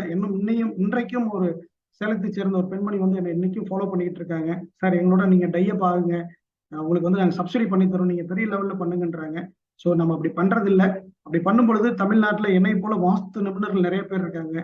அவருடைய தொழில் பாதிக்கப்படும், ஒரு வகையில மறைமுகமா எதிரிகளை சந்திக்க வேண்டியிருக்கும் அப்படின்னு சொல்லிட்டு ஸோ தேவைக்கு மட்டும் பண்ணிட்டு ரொம்ப அதை விஸ்வரூபமா எடுத்துட்டு போகாம அடக்கி வாசிச்சுட்டு இருக்கிறோம். ஓகே, 600க்கு மேற்பட்ட ஸ்டூடெண்ட்ஸ் டைரக்ட் கிளாஸ்ல மட்டும் இருக்காங்க. ஆன்லைன் வழியாக மலேசியால இருந்து படிச்சிருக்காங்க, இப்ப இலங்கையில படிச்சுட்டு இருக்காங்க, ஆஸ்திரியா, ஜெர்மனியில படிச்சிருக்காங்க, ஆஸ்திரியால படிச்சுட்டு இருக்காங்க. எங்கிட்ட ஆன்லைன் வழியாகவும் வகுப்பு சொல்லி கொடுக்குறோம். 1000க்கு மேற்பட்ட கிளைண்ட்ஸ் இருக்காங்க. ஸோ இதுல தமிழ்நாட்டுடைய பிரபலமான ஒரு நியூஸ் சேனல், இன்னைக்கு வந்து நம்பர் 1 சேனல் அப்படின்னு சொல்லக்கூடிய அந்த சேனலுடைய ஒரு சொத்துக்களும் எனக்கு தெரியும். நம்ம இல்லாம அவங்க வாங்க மாட்டாங்க. ஸோ அந்த மாதிரி மிகப்பெரிய பதவியில் இருக்கக்கூடிய ADSPல இருந்து மிகப்பெரிய பதவியில் இருக்கக்கூடிய நபர்கள் வரையும் நம்மளுடைய கிளைண்ட் இருக்காங்க. சாதாரண மக்களும் இருக்காங்க. அன்றாட கூலிக்கு போகக்கூடிய நபர்களும் என்னுடைய கிளைண்ட் இருக்காங்க. ஸோ இதுல வெப்சைட் போட்டிருக்கேன், www.vastuengineer.in. ஸோ நீங்க அந்த வெப்சைட்ல என்னை விசிட் பண்ணலாம். வாஸ்து இன்ஜினியர் பேர்ல YouTube channel, mobile application, Facebook ID அனைத்தும் இருக்கு. சோசியல் மீடியாக்கள் எல்லாத்துலயுமே இருக்கு. ஸோ நீங்க வந்து எல்லாத்துலயுமே என்னுடைய கட்டுரைகளையும் வீடியோக்களையும் பார்க்கலாம். என்னுடைய ஷேரிங் இவ்வளவுதான். உங்களுக்கு இந்த பார்த்ததுல உங்களுக்கு நிறைய குழப்பங்கள், சந்தேகங்கள் இருக்கும். தாராளமாக நீங்க கேட்கலாம். உங்களுடைய கேள்விக்காக நான் காத்திருக்கிறேன். ஸோ இந்த வாய்ப்பு ஏற்படுத்தி கொடுத்த நம்ம டீமுக்கு வந்து மிக மனமார்ந்த நன்றி. மிக்க தெளிவான ஒரு வாஸ்து என்கிற விஷயத்தை படங்கள் மூலியமாக, ஒரு பவர் பாயிண்ட் பிரசன்டேஷன் மூலியமாக அனைவருக்கும் புரியும் வண்ணம் இன்று வாஸ்து எப்படி நமக்கு வந்து ஒரு பொருளாதார மேன்மையையும் வாழ்வில் ஒரு உன்னதமான நிலையையும் கொடுக்கும் என்று தெல்ல தெளிவாக நம்முடைய சிறப்பு விருந்தினர் எடுத்துரைத்தார். அவர் எடுத்துரைக்கும் பொழுதே நான் எனது அலுவலகத்தில் எவ்வாறு அவர் கூறினார், எவ்வாறு எந்த திசையில் எவ்வாறு உள்ளது என்பதை நான் என்னுடைய கண்ணில் எடுத்துக்கொண்டு செல்லும் பொழுது அவ்வாறே ஒவ்வொரு சொந்தங்களும் ஒவ்வொரு இந்த இணைப்பில் இந்த இணைப்பில் காணொளியில் பங்கு பெற்றிருக்கும் அனைவரும் அவர்களுடைய வீடுகளிலேயோ அவர்களுடைய அலுவலகங்களிலேயோ கண்டிப்பாக அதையும் அவர்கள் எண்ணத்தில் எடுத்துக்கொண்டு சென்றிருப்பார்கள் என்று நம்புகின்றேன். அவ்வாறு இருக்கக்கூடிய இந்த சூழ்நிலையில் நமது சொந்தங்களுக்கு ஏதாவது கேள்விகள் இருந்தால் நீங்கள் சேட் பாக்ஸ் வாயிலாக தெரியப்படுத்தலாம். அதை நம் இன்றைய சிறப்பு விருந்தினரிடம் கேட்டு தெளிவுபடுத்தி விடுவோம். அதே போல உங்களுக்கு தனிப்பட்ட முறையில் நிறைய கேள்விகள் இருந்தால் அதை நீங்கள் மின்னஞ்சல் வாயிலாகவும் அவர் கொடுத்த இந்த இணையதள முகவரிக்கு சென்று நீங்கள் அவருக்கு தெரியப்படுத்தலாம். இப்பொழுது சில கேள்விகள் வந்துள்ளன. அதை நம்ம இன்றைய சிறப்பு விருந்தினரிடம் கேட்டு தெரியப்படுத்திக் கொள்ளலாம். அதுல முக்கியமான ஒரு கேள்வி, விவசாயம் சார்ந்த நிலங்களுக்கு வாஸ்து பார்க்க வேண்டுமா அப்படின்னு ஒரு கேள்வி. அருமையான கேள்விங்க. சோ அந்த கேள்வியை கேட்டவருக்கு முதல்ல பாராட்டுகள். தமிழ்நாட்டுல யூடியூப் சேனல்ல கிட்டத்தட்ட ஒரு 200க்கு மேற்பட்ட யூடியூப் சேனல் இருக்கு. விவசாய நிலத்திற்கு வாஸ்து உண்டுன்னு சொல்லி ஒரு குரூப் வந்து அதுலயும் வியாபாரம் பண்ணிட்டு இருக்காங்க. பியூர்லி ஒருத்தர் நிலம் வாங்குறாரு அப்படின்னா விவசாய நிலத்தை வாங்கி அதுல விவசாயம் மட்டுமே நான் பண்ண போறேன் சார் அப்படின்னா அதற்கு வாஸ்து பார்க்க வேண்டிய அவசியம் இல்லை. ஒருவேளை அந்த விவசாய நிலத்தை வாங்கி அதுல நான் வந்து தொழில் பண்ண போறேன், வீடு கட்ட போறேன், ஒரு ஃபேக்டரி போட போறேன், கட்டிடம் கட்ட போறேன், அல்லது லே அவுட் போட போறேன், இந்த மாதிரியான நிகழ்வுகள் நீங்க பண்ற மாதிரி இருந்தா உறுதியாக அந்த இடத்தை பார்த்து தான் வாங்க வேண்டும். அப்படி வாங்கும்போது நான் சொல்லப்பட்ட மாதிரி நீர்நிலைகளை பார்க்கணும், அந்த பூமியுடைய மேடு பள்ளங்கள் பார்க்கணும், பக்கத்துல உயரமான மலைகள் குன்றுகள் ஏதாவது இருக்கான்னு பார்க்கணும், ரோடு அமைப்புகள் நமக்கு சாதகமாக இருக்குதான்னு பார்க்கணும். இதை பார்த்து வாங்கினால் போதும். நான் விவசாய நிலத்திற்கு வாஸ்து உண்டு என்று ஒரு பதில் சொன்னால் இந்தியாவுக்கு இமயமலை உயரமாக இருக்கு, இந்தியாவுக்கே வாஸ்து சரியில்லைன்னு சொல்லிட்டு என்னை ஆஃப் பண்ணிடுவாங்க. அப்படி எதுவும் இல்லை. பூமி கோள வடிவமாக இருக்கிறது. நாம் வாங்கக்கூடிய இடம், ஒரு வீடு கட்டுறதுக்கு வாங்குறோம் அப்படின்னா 60க்கு 50 60க்கு 40 உள்ள இடம் அப்படின்னா அந்த இடத்துக்கு மட்டுமே இந்த பஞ்சபூதங்களை பொருத்தக்கூடிய வாஸ்துன்ற விஷயத்த பார்க்கணும். இவ்வளவு பெரிய பரந்த விவசாய நிலத்திற்கு பார்க்க கூடாது.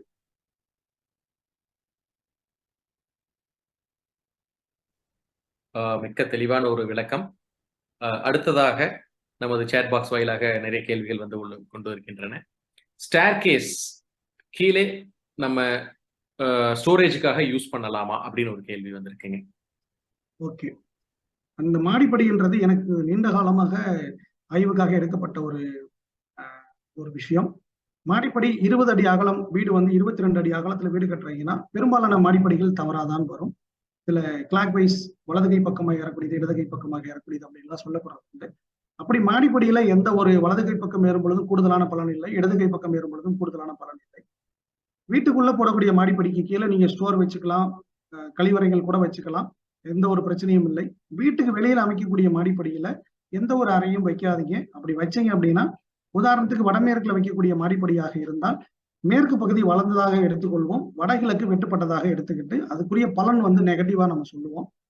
ஸோ அந்த வடமேற்கு மாடிப்படியை கட்டும் பொழுதும் கூட அடியில வந்து மாடிப்படிக்கு கீழே வந்து கழிவறையோ வேற ஸ்டோர் அறையோ வைக்காதீங்க. இன்னும் சில ஆட்கள் வந்து மாடிப்படிக்கு மேல ஹெட்ரூம் அப்படின்னு சொல்லி மேலே கூரை போட்டு மூடக்கூடியதும் பண்றாங்க. ஸோ அதுவும் செய்யாதீங்க. இந்த 2 தவறான அமைப்புகளும் இடதுகால் வடமேற்கு தவறு ஏற்படும் பொழுது இடதுகால் சார்ந்த பிரச்சனைகளும், அதுல விபத்து ஏற்படுறது, கால் முறிவு ஏற்படுறது, மூட்டுல பிரச்சனை வர்றது, பிள்ளைங்க வந்து கலப்பு திருமணம் காதல் திருமணம் பண்ணிக்கிறது, இந்த மாதிரியான விஷயங்கள், மனநலம் கெட்டு போறது, ஒருவேளை மாடிப்படி தவறா ஏற்படும் பொழுது ஃபைனான்சியல் இஷ்யூ, தீர்க்கவே முடியாத கடன் அப்படின்னு சொல்லக்கூடிய விஷயங்களையும் அது ஏற்படுத்துறதுக்கு வாய்ப்பு உண்டு. தென்கிழக்குக்கும் இதே போல பலன் உண்டு. முடிந்தவரை மாடிப்படியை திறந்த அமைப்பாக கட்ட பாருங்க. மாடிப்படி அப்படின்றது நீங்க எடை கணக்குல நீங்க வந்து கால்குலேட் பண்றீங்கன்னா நீங்க இதை ஈஸியா புரிந்து கொள்ளுவீங்க. ஒரு ஒரு ஒரு ஒரு ஃப்ளோருடைய மாடிப்படிக்கு பயன்படுத்தக்கூடிய மெட்டீரியலுடைய எடை நியர் 5 டன். வீட்டுடைய வடக்கு பகுதியிலேயோ கிழக்கு பகுதியிலேயோ நீங்க 5 டன் எடை வைக்கும் போது அந்த வீட்டுக்குள்ள வசிக்கவங்களுடைய மனநலத்திலையும் உடல் நலத்திலையும் நிறைய பிரச்சனைகள் வருது. மாடிப்படி ஒரு யூனிக்கான சப்ஜெக்ட். முடிஞ்ச வரைக்கும் நீங்க எப்பயாவது மாடிப்படி பண்றீங்க, உங்களுக்கு மாடிப்படியில் சந்தேகம் இருக்கு அப்படின்னா என்னை தொடர்பு கொள்ளுங்கள். அது சைட்டை பார்த்து தான் பண்ண முடியுது. என்னுடைய ஆய்வுல 10ல் 8 வீட்டுல மாடிப்படி தான் பிரச்சனையாவே இருக்கிறது. ஸோ மாடிப்படி ஒரு முறை தவறு ஏற்பட்டால் 20-25 வருடத்திற்கு அதை கை வைக்க முடியவில்லை. மாடிப்படி வெரி ஸ்ட்ராங்கா மிகப்பெரிய தவறை அதை ஏற்படுத்தும். ஓகே, தெளிவான ஒரு விளக்கம். அடுத்ததாக, உலகம் முழுவதும் வாஸ்து என்பது ஒரே முறையாக இருக்குமா அல்லது வேறு வேறு நாடுகளுக்கு வேறு வேறு பொருத்தமான வாஸ்துக்களை பார்க்கணுமா அப்படின்னு கேட்டிருக்காங்க. அருமையான கேள்வி. இந்த வாஸ்து சாஸ்திரம் அப்படின்றது பொதுவா உலகத்துக்கே வந்து நம்ம முன்னோர்களான தென்னிந்தியர்கள் தான் அதை அறிமுகப்படுத்தினதா நம்ம வரலாறுகள்ல நிறைய பார்க்க முடியுது. அதனாலயே என்னவோ உலகத்தையே நம்ம தென்னிந்தியர்கள் தான் வந்து எல்லா துறைகளையும் ஆக்குபை பண்ணியிருக்காங்க. சாஸ்திரம் அப்படின்னு பார்க்காம முன்னாடி நான் சொல்லப்பட்டதான் கட்டிடக்கலையா பாருங்க. அப்படி கட்டக்கூடிய கட்டிடக்கலையில வருடம் முழுக்க சூரிய வெளிச்சம் கொண்டு வர்றதுக்கு எந்த நாட்டுல கட்டினாலும் அந்த சூரிய வெளிச்சம் வரப்போறது. அது தென்னிந்தியாவா இருந்தாலும் சரி, வட இந்தியாவா இருந்தாலும் சரி, ஆஸ்திரேலியாவா இருந்தாலும் சரி, மலேசியாவா இருந்தாலும் சரி. இப்ப நீங்க கேட்டதுல ஒரே ஒரு விஷயம் மட்டும் நினைவுக்கு வருது. வாட்டிகன் சிட்டி வந்து எல்லாத்துக்கும் தெரியும், போப்பாண்டவர் இருக்கக்கூடிய இடம். அந்த வாட்டிகன் சிட்டி வந்து மிகச் சரியாக கிழக்கு பார்த்து கட்டப்பட்ட கட்டமைப்பு. திசை காட்டியெல்லாம் இல்லாத காலத்திலேயே அவங்க ஏன் அதை வந்து கிழக்கு பார்த்து கட்டியிருக்காங்க. ஸோ அதெல்லாம் நீங்க ஆய்வுக்கு எடுத்துக்கிட்டீங்கன்னா விஷயம் புரியும். இந்த சாஸ்திர முறைகள்ல வேறு வேறு முறைகள் இல்லை. சூரிய வெளிச்சத்தை கொண்டு வரக்கூடியது ஒரே ஒரு முறைதான். இது தமிழ்நாட்டிலும் இந்த குழப்பம் நிறைய இருக்கு. ஆளாளுக்கு ஒரு விஷயத்த சொல்றாங்க. இப்படி முறைகளை எல்லாத்தையும் தவிர்த்துட்டு ஒரே ஒரு முறையை கொண்டு வரணுன்ற நோக்கத்துலதான் நிறைய பேருக்கு நம்ம கத்துக் கொடுக்கவும் செய்யறோம். ஓகே, மிகவும் ஒரு விளக்கமான ஒரு பதிலா கொடுத்திருக்கீங்க.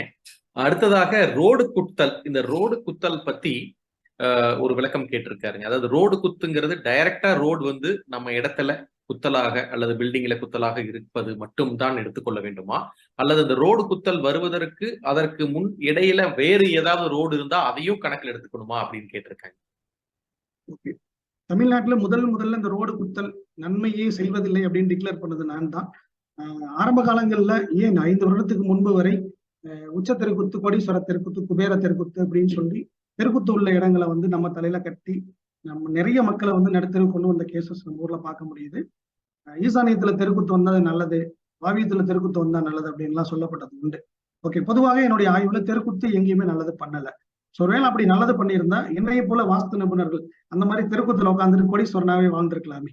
ஸோ அப்படி ரிசல்ட் எங்கேயுமே இல்லை. தெருக்குத்து 200 அடிக்கு வேலை செய்யும். நம்ம முதல் முறையா அந்த சைட்ல வீடு கட்டுறோம் அப்படின்னா, நம்மளை அது குத்தக்கூடிய இடமாக இருந்தால், நம்ம தான் முதல்ல குத்து வாங்குறோம் அப்படின்னா அது முழுசா நம்மளை பாதிக்கும்.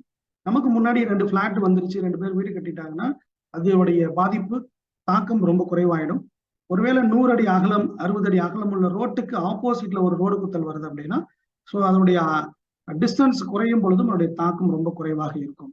என்னுடைய ஆய்வுல 100 அடிக்கு உட்பட்ட இடங்கள்ல நேரடியாக குத்தல் வரும் பொழுது அது 100% பலனை கொடுக்கிறது. இன்னும் டிஸ்டன்ஸ் அதிகமாகும் பொழுது அதனுடைய பலன் அவ்வளவாக இருப்பதில்லை. ஓகே, அடுத்த ஒரு கேள்வி. தென்பகுதி மத்தியத்தில் பாத்ரூம் இருக்கக்கூடாது அப்படின்னு சில யூடியூப் சேனல்ல சொல்றாங்க. Heart attack, police station, court case இதெல்லாம் காமனா வரும் அப்படிங்கிற மாதிரி சொல்றாங்க. அது உண்மையா அப்படின்னு கேட்கிறாங்க.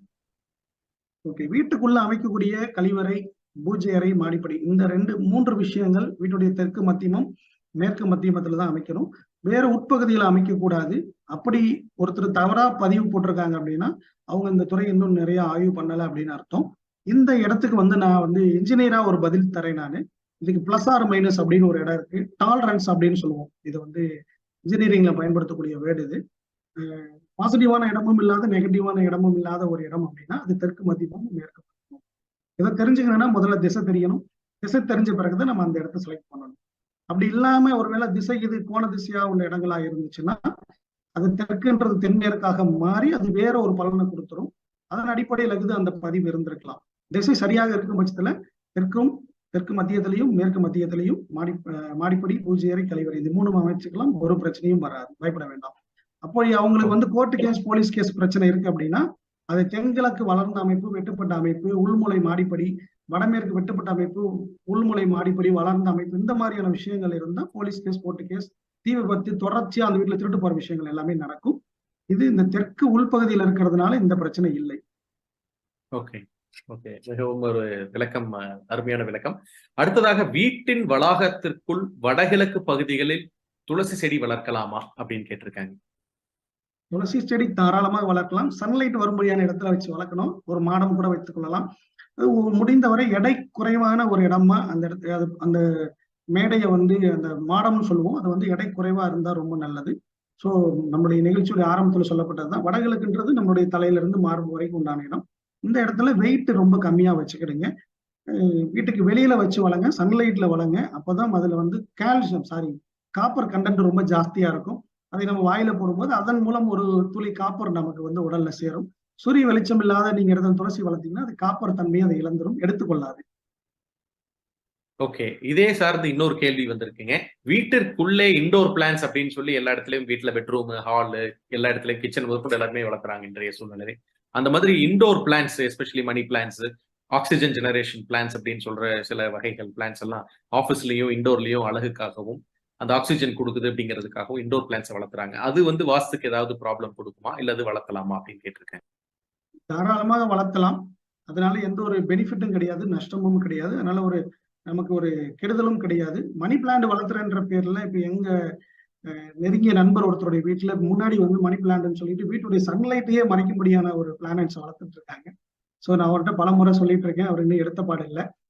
ஸோ அந்த மாதிரி சன்லைட்டை மறைக்கும்படியான விஷயங்களை வளர்க்காம நீங்க வீட்டுல எதுனாலும் வளர்க்கலாம். போன்சாய் மரம் மாதிரியான ரொம்ப குட்டியான ட்ரீகளை வந்து வளர்க்க வேண்டாம். அது சைக்காலஜிக்கலா வந்து அது வளர்ச்சியை வந்து ஸோ அது ஒரு மாதிரியான நெகட்டிவான விஷயத்தை கொடுக்கக்கூடிய வாய்ப்பு உண்டு. அதனால போன்சாய் மரமான ஒரு ஆர்டிபிஷியலான மரங்களை வளர்க்காம நேச்சுரலா வளரக்கூடிய மரங்களை நீங்க வளர்க்கலாம். செடிகளையும் தாவரங்களையும் வளர்க்கலாம். Okay, okay. அடுத்ததாக இந்த மனையடி சாஸ்திரம் அப்படிங்கிற இந்த மெஷர்மெண்ட்ஸ் வந்து எந்த அளவுக்கு தாக்கத்தை கொடுக்கிறது? அந்த மனையடி சாஸ்திரம், இந்த ரூம் மெஷர்மெண்ட்ஸ் அப்படிங்கிறது வாஸ்துக்கு உடன்பட்டு வருகிறதா? அல்ல அது தனி ஒரு உலகமா அப்படின்னு கேட்டிருக்காங்க. ஓகே, அருமையான விஷயம். இது நான் எதிர்பார்த்த விஷயம் தான். என்ன காரணம் அப்படின்னா, ஆரம்ப காலங்கள்ல மனையடி, ஆயாதி, குழிக்கணக்கு, மயன் சாஸ்திரம், சிற்ப சாஸ்திரம், கோவில் சாஸ்திரம் இப்படி ஒரு முறையை ஃபாலோ பண்ணிட்டு வந்திருக்காங்க. மயன் அப்படின்றவர் தான் இந்த கட்டிடக்கலையை ரொம்ப தீவிரமா கொண்டு வந்தவர். நடுவுல வந்து ஒரு 1960-70 காலகட்டங்கள்ல இந்த மனையடி புத்தகங்கள் வெளியிடப்படுது. பட் அதற்கு முன்பே நம்ம ஊர்ல வந்து முலம், கெஜம், வீசம் அப்படின்ற ஒரு நடைமுறை இருந்துச்சு. அதற்கு முன்பு நம்மளுடைய முன்னோர்கள் வந்து கால்ல அளந்து கொடுத்து தப்படி அப்படின்ற ஒரு முறையை தான் கடைபிடிச்சிருக்கிறாங்க. பிரிட்டிஷ்காரங்க இந்தியாவுக்குள்ள வரும் பொழுது அவங்க ஃபாலோ பண்ண 12 இன்ச் 1 ஃபீட் இருக்கு பாத்தீங்களா, அதுவும் இதுவும் இவங்க அடி அப்படின்றதையும் அந்த ஃபீட்ன்றதையும் ரெண்டையும் இன்க்ளூட் பண்ணி புத்தகங்கள்ல வந்து இது மருவி பிரிண்ட் செய்யப்பட்டது. அதே போல 1950-55க்கு பிறகு உலக நாடுகள் எல்லாமே சுதந்திரம் அடைந்து மெட்ரிக் சிஸ்டம் மாற்றப்பட்டது. இன்றைக்கும் நம்முடைய சர்வே மேப்ல இருந்து அனைத்தும் மீட்டர்ல இருக்கு. ஏன் இப்ப கொடுக்கக்கூடிய சிவில் இன்ஜினியருடைய பிளான் எல்லாமே மீட்டர்ல இருக்கு. ஸோ அது தெரியாம நம்ம மக்கள் வந்து இன்னும் அந்த அடிமுறையை ஃபாலோ பண்ணிட்டு இருக்காங்க. வாஸ்து சாஸ்திரத்துல நாங்க ஒரு பகுதியா கூட ஒரு ரூலா கூட இந்த அளவு முறைகளை நம்ம எடுத்துக்கொள்றது இல்லை. ஸோ அது பலனும் கொடுக்கறது இல்லை. இருந்த போதிலும் நடைமுறை சிக்கல்ல நிறைய இருக்கிறதுனால இந்த கேலண்டர் பின்பக்கம் பிரிண்ட் செய்யப்பட்டிருக்கக்கூடிய அளவுகளை மட்டுமே உள்ள அளவுகளையும் வெளி அளவுகளையும் முடிந்தவரை நாங்க மேட்ச் பண்ணி கொடுக்கறது உண்டு. அதுல வரக்கூடிய அந்த மிஸ்மேட்ச் அளவுகளுக்கு தான் வந்து வீட்டுல டாய்லெட், பூஜா, ஸ்டோர் இந்த மாதிரியான விஷயங்களை இன்க்ளூட் பண்ணி அந்த அளவுகளை மேட்ச் பண்ணி கொடுக்குறோம். பட் அதற்கேற்று தனிப்பட்ட பலன் எதுவும் இல்லை. நம்ம ஆய்வுகள் எடுத்துக்கொண்டோம், அதுல ரிசல்ட்டும் எதுவும் இன்று வரை இல்லை. இது நான் சொல்லக்கூடிய இந்த அறிவியல் ரீதியான இந்த வாஸ்துக்கும் இந்த மனையடி அளவுக்கும் சம்பந்தம் இல்லை. அது பெரிய பலனையும் கொடுக்கவில்லை. ஓகே, இன்னும் நிறைய கேள்விகள் வந்து கொண்டே இருக்கின்றது. குயிக்கா நான் கேட்டுறேங்க. வாஸ்து அப்படிங்கிறது ஹைரைஸ் அபார்ட்மெண்ட்டுக்கு பொருந்துமா? என்னுடைய ஒரு வாஸ்து நண்பர் வந்து ஃபெங்ஷுய் கான்ஃபரன்ஸ் ஒரு அபார்ட்மெண்ட் வந்து ஹையர் தேன் 2nd ஃப்ளோர் அப்படின்னு இருக்கிற பொழுது அது வந்து எந்த இதுவும் கொடுக்காது அப்படின்றத சொல்லியிருக்காரு. அது உண்மையா அப்படின்னு கேட்டிருக்காங்க. ஓகே, அபார்ட்மெண்ட்டுக்கு நம்மளும் நிறைய பிளான் கொடுத்துருக்கோம். நான் கொடுக்கக்கூடிய பிளான்ல பாத்தீங்கன்னா அபார்ட்மெண்ட்லயும் எல்லா ரூமுக்கும் சன்லைட் வர மாதிரியான ஒரு டிசைன் தான் கொடுப்போம். அதுல குறிப்பா மாடிப்படியும் லிப்டும் தான் பெரிய தவறை ஏற்படுத்தும். அது தவறு வராத மாதிரியான பிளான் கொடுக்கறது தான் நம்மளுடைய வேலை. என்னுடைய ஆய்வுல நாம கொடுத்த பிளான்லயும் சரி, நம்ம மார்க்கெட்ல பார்க்கக்கூடிய இடங்கள்லயும் சரி, உயரமான டாப் ரூப்ல இருக்கக்கூடிய அபார்ட்மெண்ட்டுக்கு தான் விலை கூட, கிரவுண்ட் ஃப்ளோருக்கு வந்து விலை கம்மி. ஸோ நீங்க ஒரு 40 மாடி நீங்க மேல போய் நீங்க அந்த வீடை வாங்குறீங்க அப்படின்னா அந்த உலகம் வேற மாதிரி இருக்கு. ஒரு ரம்மியமான உலகமா இருக்கு. நான் பலமுறை அந்த மாதிரியான அபார்ட்மெண்ட்ல போயிட்டு பல மணி நேரங்கள் இருந்திருக்கேன். கீழே உள்ள அபார்ட்மெண்ட்டுக்கு தனி பலன், மேல உள்ள அபார்ட்மெண்ட்டுக்கு எதுவும் தனி பலன்கள் எதுவும் கிடையாது. இந்த அட்மாஸ்பியர், அந்த சூழல் அப்படின்றது மட்டும் மாறுபடும். கீழே உள்ளவங்களுக்கு ஹாரன் சவுண்டோ, பீப் சவுண்டோ அதெல்லாம் கேட்கும். மேல போக போக அந்த சவுண்ட் இருக்கிறது இல்லை. மேல போகும்போது காற்று ஓட்டம் ரொம்ப ஜாஸ்தியா இருக்கும். அப்படி எதுவும் பலன்கள் எதுவும் இல்லை. அபார்ட்மெண்ட்டை வாஸ்துபடி அமைக்கிறதுக்கு இன்றைய நாட்கள்ல ஆட்கள் ரொம்ப குறைவா இருக்காங்க. நிறைய தவறுகள் நடக்குது. முடிஞ்ச வரைக்கும் பார்த்து வாங்கிடுங்க.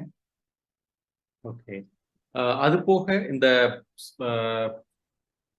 நம்ம படுக்கை அறையில சாமி படங்கள் இருக்கின்றன ஸ்லாப்ல. அந்த சாமி படங்கள் இருக்கும் பொழுது அந்த படுக்கை அறையில நம்ம படுத்து தூங்கலாமா அப்படின்னு ஒரு கேள்வி கேட்டு. ஓகே, நம்மளுடைய வழக்கப்படி பூஜை அறையை பயன்படுத்தக்கூடிய இடத்துல தூங்க மாட்டோம். அப்படி தூங்கக்கூடிய இடத்துல பூஜை அறையும் பயன்படுத்த வேண்டாம். ஒருவேளை படம் இருக்குது, வேற வீட்டுல வைக்கிறதுக்கு இடமே இல்லை அப்படின்னா அதுக்கு ஒரு ஸ்கிரீன் போட்டுக்கங்க, அல்லது ஒரு டோர் போட்டு மறைச்சு வச்சுக்கிடுங்க.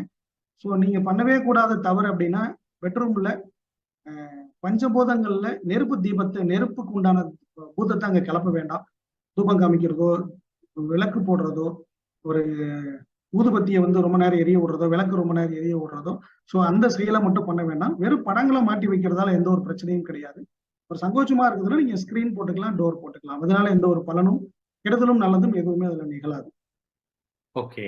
அடுத்து ஸ்பெசிபிக்கான ஒரு கேள்வி கேட்டிருக்காங்க. சதுரமாக உள்ள விவசாய பூர்வீக நிலத்தில் தற்போது வடகிழக்கில் வீடு கிழக்கு பார்த்து உள்ளது. விவசாய நிலத்தில் மீதி பகுதி விவசாயம், மாடு, சாலை அமைக்கப்பட்டுள்ளது. பாதை தெற்கு வடக்காக உள்ளது. தென்மேற்கில் மின்கம்பி செல்வதால் 10 அடி இடம் விட்டு அந்த விவசாய நிலத்தில் வீடு அமைக்கலாமா அப்படின்னு கேட்டிருக்காங்க. ஓகே. விவசாய நிலத்துல வீடு அமைக்கும் போது செய்யக்கூடாத தவறு அப்படின்னு நான் ஒரே ஒரு விஷயம் மட்டும் சொல்லுவேன். ஒரு ஏக்கர் பூமி இருக்கு அப்படின்னா எக்ஸாக்ட் வடகிழக்கு மூலையில வீடு அமைக்காதீங்க. ஒரு 50 அடியோ 60 அடியோ ஒரு 100 அடியோ தள்ளி விவசாய நிலத்துடைய உள்பகுதியில வீடு அமைச்சுக்கிடுங்க. ஒரு 10 ஏக்கர் பூமியில தென்மேற்குல தான் கொண்டு போய் வீடு அமைக்கணும்ன்ற எந்த விதிமுறையும் கிடையாது. அப்படி அமைக்கிறதுனால எந்த ஒரு கெடுதலான பலனும் இல்லை. வழக்கம் போல மெயின் ரோடு தோட்டத்துக்கு வடக்கு பக்கம் இருக்கு அப்படின்னா நீங்க வடக்கு பார்த்த மாதிரி விவசாய நிலம் இருக்குன்னா ரோட்ல இருந்து ஒரு 50 அடி தொலைவுல உள்ள தள்ளி வீடு கட்டிட்டு உங்க வீட்டுக்கு வடமேற்குலயோ தென்கிழக்குலயோ வந்து நீங்க ஆட்டுக்கொட்டகை நீங்க என்ன வேணா போட்டுக்கலாம். இந்த மின் கம்பியினால நமக்கு எதுவும் லாபமும் இல்லை, ஆதாயமும் இல்லை. டவர் லைன் அப்படின்னு சொல்லக்கூடிய அந்த கிரிட் லைன் போகக்கூடிய இடங்கள்ல வீடு கட்டாதீங்க. அது ஒரு எலக்ட்ரிக்கல் டிஸ்டர்பன்ஸ் உண்டு. ஸோ அது மட்டும் கவனத்தில் எடுத்துக்கிடுங்க. பெரும்பாலும் என்னைய தவிர தமிழ்நாட்டில் இருக்கக்கூடிய அத்தனை கன்சல்டன்ட்டும் விவசாய நிலம் அப்படின்னா தென்மேற்குல தான் வீடு கட்டணும் அப்படின்ற விதிமுறையை வச்சுட்டு இருக்காங்க. ஸோ அப்படி அவசியமும் இல்லை. குறிப்பா பொள்ளாச்சி போன்ற இடங்கள்ல 20 ஏக்கர் 30 ஏக்கர் உள்ள விவசாய நிலங்கள்ல போய் அனுபவ ரீதியா தென்மேற்குல வீடு கொடுக்க முடியல அப்படின்றதையும் நான் நிறைய இடங்கள்ல பார்த்திருக்கேன். அப்படி கட்டப்பட்ட வீடுகளுக்கு தடமும் இல்லாம கரண்டும் இல்லாம அவங்க ஒரு தனி காட்டுல வாழ்றதையும் நான் பார்த்திருக்கேன். கண்டிப்பா. அடுத்ததாக முக்கியமான இன்னொரு கேள்வி, வடமேற்கு மூலையில் அண்டர் கிரவுண்ட் பார்க்கிங் இருக்கலாமா அப்படின்னு கேட்டிருக்காங்க. ஓகே. இந்த அண்டர் கிரவுண்ட் பார்க்கிங் அப்படின்ற மெத்தட் வந்து கொஞ்ச நாள் அந்த பிளட் வந்த பிறகு நம்ம அரசாங்கமே அதுக்கு பர்மிஷன் கொடுக்கறது இல்லை. என்னுடைய ஆய்வுல அண்டர் கிரவுண்டை வைத்த வீடுகள் பெரிய அளவுல சிறப்பாக இல்லை. அப்படி இருந்தா அந்த வடக்கு கிழக்கு பகுதியில ஏறும்படியாகவும் இறக்கும்படியாகவும் பயன்படுத்திக்கிடணும். வடமேற்குலையும் தென்மேற்குலையும் ஏறும்படியாக அதை அமைப்பு உருவாக்கிக்க வேண்டாம். அடுத்ததாக இந்த கதவு ஜன்னல் நிலவுகளுக்கு சைஸ் அந்த மாதிரி ஏதாவது இவ்வளவு இருக்கணும் அப்படிங்கிற வாஸ்து முறைப்படி இருக்கிறதா அப்படின்னு கேட்டிருக்காங்க. ஓகே, ரொம்ப நிச்சயமா சொல்லாங்க. சமீப நாட்களா ஒரு ராஜநிலை அப்படின்னு சொல்லிட்டு ஒரு நியூமராலஜிக்காரர் வந்து வாஸ்தை வந்து அவர் பாக்குறது வாஸ்து, ஆனா அவர் பண்ற தொழில நியூமராலஜியோட சேர்த்து இந்த ஜன்னல்களுக்கு எல்லாம் அளவு இருக்கு, மரங்களுக்கு அளவு இருக்கு, டோருக்கு அளவு இருக்குன்னு சொல்லி ஒரு விஷயத்த புதுசா கிளப்பி விட்டுருக்காங்க. ஸோ இது வந்து பணம் பண்ணக்கூடிய ஒரு விஷயம். வீட்டுக்கு பயன்படுத்தக்கூடிய நிலவுகளுக்கும் ஜன்னல்களுக்கும் எந்த ஒரு அளவு முறையும் கிடையாது. அதே மாதிரி இந்த மரம் தான் பயன்படுத்தணும், இந்த மரம் பயன்படுத்தக்கூடாதுன்ற எந்த விதிமுறையும் கிடையாது. உங்களுக்கு வசதி இருந்தா பர்மா தேக் போடுங்க, இல்லைன்னா நீங்க வந்து யூபிவிசி போடுங்க, நாட்டு மரம் போடுங்க, வேப்ப மரம் போடுங்க. ஸோ அதுக்கும் எதுவும் சம்மந்தம் இல்லை. டோர் உள் பக்கமா திறக்கணும், வெளிப்பக்கமா திறக்கணும், clockwise anticlockwise, அதுவும் எந்த ஒரு விதிமுறையும் இல்லை. அப்படி எதுவும் தனிப்பட்ட பலன்கள் எதுவும் இல்லை. ஓகே. அடுத்ததாக 2 மெயின் டோர்ஸ் ஒரு வீட்டிற்கு வைக்கலாமா அப்படின்னு கேட்டிருக்காங்க. Can we keep 2 different main doors? Okay, ஒரு வீட்டுல வடகிழக்குல ஹால் இருக்கு, ஒரு 16 16 16 22 அளவுல ஒரு வடகிழக்குல ஹால் இருக்கு அப்படின்னா சில வீடுகள்ல வடக்கு பக்கம் ஒரு டோர், கிழக்கு பக்கம் ஒரு டோர் வச்சிருக்காங்க. அப்படி வைக்கப்பட்ட வீடுகள்ல வாயால கெட்டு போகக்கூடிய கேஸ் நான் பாக்குறேன். நான் குறிப்பா அவங்க வாயை கொடுத்து மாட்டிக்கிடுவாங்க. வாயாலதான் அடிக்கடி பிரச்சனையே வரும். அது ஹஸ்பண்ட் ஒய்ஃப்ல ஆரம்பிச்சு ஊர் உலகத்துல போய் பெரிய இடங்கள்ல வந்து அந்த பிரச்சனையை முடிகிறது இவர் வாயை கொடுத்து மாட்டிக்கிடுவாருன்னு சொல்லுவோம். அப்போ ஒரு வரவேற்பறையில ஒரு 16 22 அறை உள்ள இடத்துல ஒரு டோரை மட்டும் பயன்படுத்தணும். சில இடங்கள்ல வடக்கு பக்கம் டோர் வச்சுட்டு கிழக்கு பக்கம் ஒரு டோர் வச்சுட்டு ஏதாவது ஒரு பக்கம் மட்டுமே ஜன்னல் வைக்கிறதுக்கு அவங்களுக்கு வாய்ப்பு இருக்கும். ஜன்னல் இல்லாம போயிடும். அப்ப வடக்கு கிழக்கு கண்டிப்பா ஜன்னல் வைக்கணும். ஒரு டோரை பயன்படுத்துங்க, அது சிறப்பா இருக்கு. அடுத்ததாக வீட்டிற்கு பயன்படுத்த கூடாத வண்ணம் அப்படின்னு கலர் ஏதாவது இருக்கா? வீட்டின் உள்ளே தரைத்தளம் மற்றும் சீலிங்ல வெள்ளை நிறம் சிறந்ததா அப்படின்னு கேட்டிருக்கேன். ஓகே, வீட்டுக்கு அடிக்கக்கூடிய கலர்களுக்கும் நிறங்களுக்கும் வாஸ்துக்கும் எந்த ஒரு சம்பந்தமும் கிடையாது. குறிப்பா வெளிர் நிறங்களை வந்து நம்ம பயன்படுத்துவோம். வெள்ளை, மஞ்சள், அந்த லைட் பிங்க் கலர் இந்த மாதிரியான விஷயங்களை பயன்படுத்துவோம். கருநீலம், கருப்பு நிறங்களை பயன்படுத்த மாட்டோம். காரணம் சூரிய வெளிச்சத்தை வாங்கி அந்த லைட்டிங் ரிஃப்ளெக்ஷன் இருக்காது. அதை வந்து நம்ம ஜோதிடத்துல வந்து அது வந்து சனியோட நிறம், ராகுவோட நிறம், கேதுவோட நிறம் அப்படின்னு சொல்லி அதை பயன்படுத்த மாட்டாங்க. அவங்களுக்கு பிடித்த கலர் அடிச்சுக்க சொல்லுங்க. குறிப்பா இந்த கலர் தெரப்பி அப்படின்னு ஒரு டெக்னாலஜி இருக்கு. அதுல பெட்ரூம் மட்டும் லைட் எல்லோ பயன்படுத்துவாங்க. நீல வண்ணம் அப்படின்னு சொல்லுவாங்க. அந்த நிறத்தை பயன்படுத்தும் போது தூக்கம் நல்லா வரும். படிக்கிற ரூமுக்கு வந்து ஆரஞ்சு கொடுக்கலாம், கிரீன் கொடுக்கலாம். சமையல் அறையும் ஆரஞ்சு கொடுக்கலாம். காமனா ஒரே கலரும் கூட பயன்படுத்தலாம். அப்படி எதுவும் ஸ்பெசிபிக்கான கலர்லாம் எதுவும் இல்லை. ஓகே. அடுத்ததாக ஒரு வீட்டில் 2 சவுத் வெஸ்ட் பெட்ரூம்கள் இருந்தால் ஒரு கிரவுண்ட் ஃப்ளோர்ல இருக்கிற பெட்ரூமை நம்ம யூஸ் பண்ணிட்டு ஃபர்ஸ்ட் ஃப்ளோர்ல இருக்கிற சவுத் வெஸ்ட் பெட்ரூமை வந்து கெஸ்ட்டுக்கு கொடுக்கலாமா அப்படின்னு கேட்டிருக்காங்க. அருமையான விஷயங்க. அப்படி ஒரு வீட்டுல 2 சவுத் வெஸ்ட்ல பெட்ரூம் கீழே மேலே இருக்கும் பட்சத்துல ஒண்ணு நீங்க கீழே பயன்படுத்துங்க அல்லது மேல பயன்படுத்துங்க. ஏதாவது ஒண்ணு பயன்படுத்துங்க. இப்போ உங்க வீட்டுக்கு நான் கெஸ்டா வரேன் அப்படின்னா எனக்கு சவுத் வெஸ்ட் பெட்ரூமை கொடுக்க கூடாது. அடிஷனல் பெட்ரூம் வடமேற்கு பெட்ரூம் தான் கொடுக்கணும். மாறுதலா கொடுக்க நேர்ந்தால் அவரை ஒரு நாளையில ஊருக்கு அனுப்பிச்சு விட்டுறணும், அல்லது 2வது நாள் அவர் ஊருக்கு அனுப்பிச்சு விட்டுருங்க.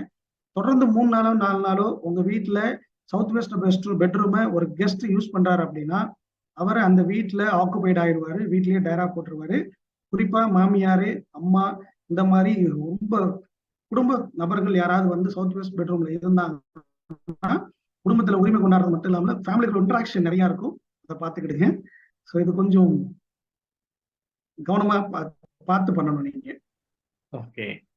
வாஸ்து குறையுடன் கட்டப்பட்ட வீட்டை இடிக்காமல் வாஸ்து குறைபாட்டை நிவர்த்தி செய்வது எப்படி அப்படின்னு கேட்டிருக்காங்க. அந்த மாதிரி இருக்கா? இந்த நிறைய பிரமிட்ஸ் வைக்கலாம், மீன் தொட்டி வைக்கலாம், வேற சிஸ்டம்ஸ் மாதிரி ஃபெங்ஷுயி இந்த மாதிரி சிஸ்டம்ஸ் வைக்கலாம், போட்டோ ஃப்ரேம் போடலாம், குதிரை ஓடுற மாதிரி வைக்கலாம் அப்படின்லாம் நிறைய சொல்றாங்க. அது பத்தி உங்களுடைய ஆலோசனை என்னன்னு கேட்டிருக்காங்க. ஓகே, அருமையான விஷயங்க. என்னுடைய வகுப்புல இதை கேட்கக்கூடிய அனைவருக்கும் ஒரே ஒரு பதில் தான் சொல்லுவேன். இடித்தல், உடைத்தல், புதுப்பித்தல், மாற்றி அமைத்தல். இதை தவிர வாஸ்துல ரெமெடி கிடையாது. ஒருவேளை இதை செய்ய முடியலன்னா வீட்டை நீங்க மாத்திக்கிடணும். படம் மாற்றுறது, நீங்க இப்போ வந்து எலக்ட்ரோ லார்டு இந்த மாதிரி ஜியோபதி அது இதுன்னு சொல்லி நிறைய பேர் வந்து கிளப்பி இந்த உடைக்காம இடிக்காம வீடுகள்ல வச்சு அவங்க பணம் பண்ணிக்கிட்டு இருக்காங்க. ஸோ அந்த வீடு தவறாக கட்டப்பட்டது அப்படின்னு தெரிஞ்சா புத்திசாலித்தனமா நாம அங்கிருந்து வெளியேறிறதா சேஃபு. ஒருவேளை வெளியேறிட்டீங்க அப்படின்னா ஸோ அந்த மாதிரி இன்னும் நீங்க உங்களால இன்னும் ஒரு சொத்து வாங்க முடியும், இன்னும் 2 வீடுகளை கட்ட முடியும். நீங்க வெளியேறாம அதே வீட்டை நீங்க ஏதாவது வாஸ்து பரிகாரம் எந்திரம் ஏதாவது போனீங்க அப்படின்னா உங்க வாழ்க்கை இன்னும் பின்னோக்கி போயிடும். நீங்க அதுல இருந்து வெளியே வரவே முடியறது இல்லை. எச்சரிக்கையா இருங்க. குறிப்பா என்னுடைய ஆய்வுல வடக்கு கிழக்கு மூடப்பட்ட வீடு, வடகிழக்குல puja, toilet, store room, staircase உள்ள வீடுகள்ல தான் இந்த மாதிரி பரிகாரங்கள்ல போய் ஏமாறுறாங்க. ஸ்கேம்லயும் போய் ஏமாறுறாங்க. பிக் ஸ்கேம் நம்ம ஊர்ல ஈமக்கொலை தொடங்கி இன்றைக்கு பெரிய 12,000-15,000 கோடி பெரிய ஸ்கேம் நடந்தது வரைக்கும் ஏமாந்த வீடுகள் எல்லாமே வடகிழக்கு மூடப்பட்ட வீடுகள் உள்ளவங்க தான். எச்சரிக்கையா இருங்க. ஓகே. இந்த போர்டிகோல இருக்கக்கூடிய பில்லர்ஸ் வந்து இரட்டை இலக்க எண்கள் இருக்கணும் அப்படிங்கிற மாதிரி சொல்றாங்க. அது ஈவனா இருக்கணும்ன்றாங்க. அதை பத்தி என்ன? 3 ஆட் நம்பர்ஸா இருக்கக்கூடாது அப்படிங்கறத பத்தி சொல்றாங்க. நம்ம ஊர்ல வழக்கம் போல இரட்டைப்படை, ஒற்றைப்படை அப்படின்னு சொல்லுவோம். இரட்டைப்படைக்கு தான் பலன் கூட, ஒற்றைப்படைக்கு பலன் இல்லை அப்படின்னு சொல்லப்படுறது உண்டு. அதன் அடிப்படையில 2, 4 வரணும்ன்றது உண்டு. அப்படி எதுவும் பலன் இல்லைங்க. அப்படி பலன் சில இடங்கள்ல அதுக்காக பயந்துக்கிட்டு கேண்டிலிவர் மெத்தட்ல போடுறதும் பார்க்க முடியுது. ஸோ எதை செய்தாலும் கொஞ்சம் டெக்னிக்கலா ஒரு என்ஜினியரோட சப்போர்ட்ல பண்ணுங்க. கேண்டிலிவரை போட்டு தப்பா போடுறாதீங்க. இந்த தூண்களுக்கு பலன் இல்லை. ஓகே. கடைசியாக 2 கேள்விகள் மட்டும். ஒரு வாஸ்துவை நம்ம சரி செஞ்சோம்னா அந்த வாஸ்து சரி செஞ்ச நாள்ல இருந்து எத்தனை நாள் நம்மளுக்கு பலன் கொடுக்கும்? அது ஏதாவது நீங்க ஆராய்ச்சி பண்ணிருக்கீங்களா அப்படின்னு கேட்டிருக்காங்க. ஓகே, அருமையான பதில். விருந்தும் மருந்தும் 3 நாள் அப்படின்னு சொல்லுவோம். இந்த வாஸ்து அந்த லிஸ்ட்ல சேர்த்துக்கிடுங்க. 3 நாள். ஒரு வீட்டுக்கு போறீங்கன்னா நீங்க அந்த வீட்டுல 2 நாள் நீங்க இருக்கும்போது நீங்களா இருப்பீங்க. 3வது நாள் அந்த வீட்டுல இருந்தீங்கன்னா அந்த வீட்டு ஓனர் மாதிரியோ அல்ல அந்த வீட்டுல வசிக்கிறவங்க மாதிரியோ உங்க கேரக்டர் மாறுறதை உங்களால உணர முடியும். இதற்கு உதாரணத்துக்கு நீங்க மாமியார் வீட்டுக்கு போறீங்க, அம்மா வீட்டுக்கு போறீங்க அப்படின்னா நீங்க இந்த விஷயத்தை ஈஸியா உங்களால புரிந்து கொள்ள முடியும். ஆனா என்னுடைய ஆய்வுல ஒரு புது வீடு கட்டப்பட்டு அந்த வீட்டுக்கு அவங்களை குடியேற சொல்றோம் அப்படின்னா ஒரு 6 மாத காலத்துக்காவது அவங்க காத்திருக்கணும். ரீசன் என்னன்னா ப்ரீவியஸ் வீட்டுடைய தாக்கமும் அவங்களுக்கு ஒரு 6 மாதம் தொடரத்தான் செய்யுது. புது வீட்டுக்கு வந்து அதோடைய ரிசல்ட் பாக்குறது இவங்க ஒரு 6 மாதம் ஆகிடுது. குறைந்தபட்சம் 1 வருட காலம் அவங்களை பொறுமை காக்கணும். நம்ம எல்லாருமே வந்து ரிசல்ட் வந்து பேப்பர்ல பார்த்து பழகிட்டோம். பொருளாதார ரீதியா வந்து சிறப்பா இருந்தா தொழில சக்சஸ் வந்து நிறைய பணங்கள் வந்தாதான் நம்ம நல்ல வீட்டுல இருக்கிறது அப்படின்னு பார்த்து பழகிட்டோம். என்னுடைய அனுபவத்துல ஒரே ஒரு சின்ன விஷயம் மட்டும் சொல்லிக்கிறேன். நம்ம நிகழ்ச்சியை பார்த்துட்டு இருக்கக்கூடிய நண்பர்கள் கூட இதுல இருக்காங்க. என்னுடைய கிளைண்ட் நிறைய பேர் இருக்காங்க. சென்னிமலையில ஒரு நண்பருக்கு வீட்டை சரி பண்ணி கொடுத்தோம். பேர் சுரேஷ்னு சொல்லிட்டு நம்ம குரூப்ல இருக்காரு. 1 மாதத்துல அவருக்கு வந்து ஒரு நல்ல சேலரியில வந்து நல்ல ஜாப் கிடைச்சது. இன்னைக்கு வரைக்கும் அவர் ஸ்மூத்தா போயிட்டு இருக்காரு.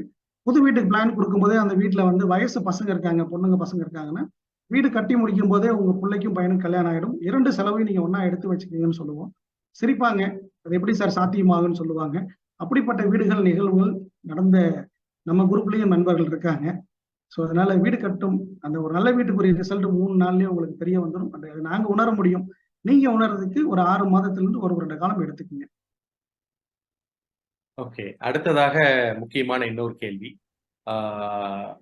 லாஃப்ட் அப்படிங்கிறது, அதாவது பரன் அப்படிங்கிறது ரூம்ல வைக்கலாமா? அது எந்த டைரக்ஷன்ல வைக்கலாம்? சில இடத்துல இந்த இடத்துல இருக்கணும் அப்படின்னு கிழக்கு பகுதியில இருக்கணும்லாம் சொல்றாங்க. அத பத்தி சொல்லுங்கன்னு கேட்டிருக்காங்க.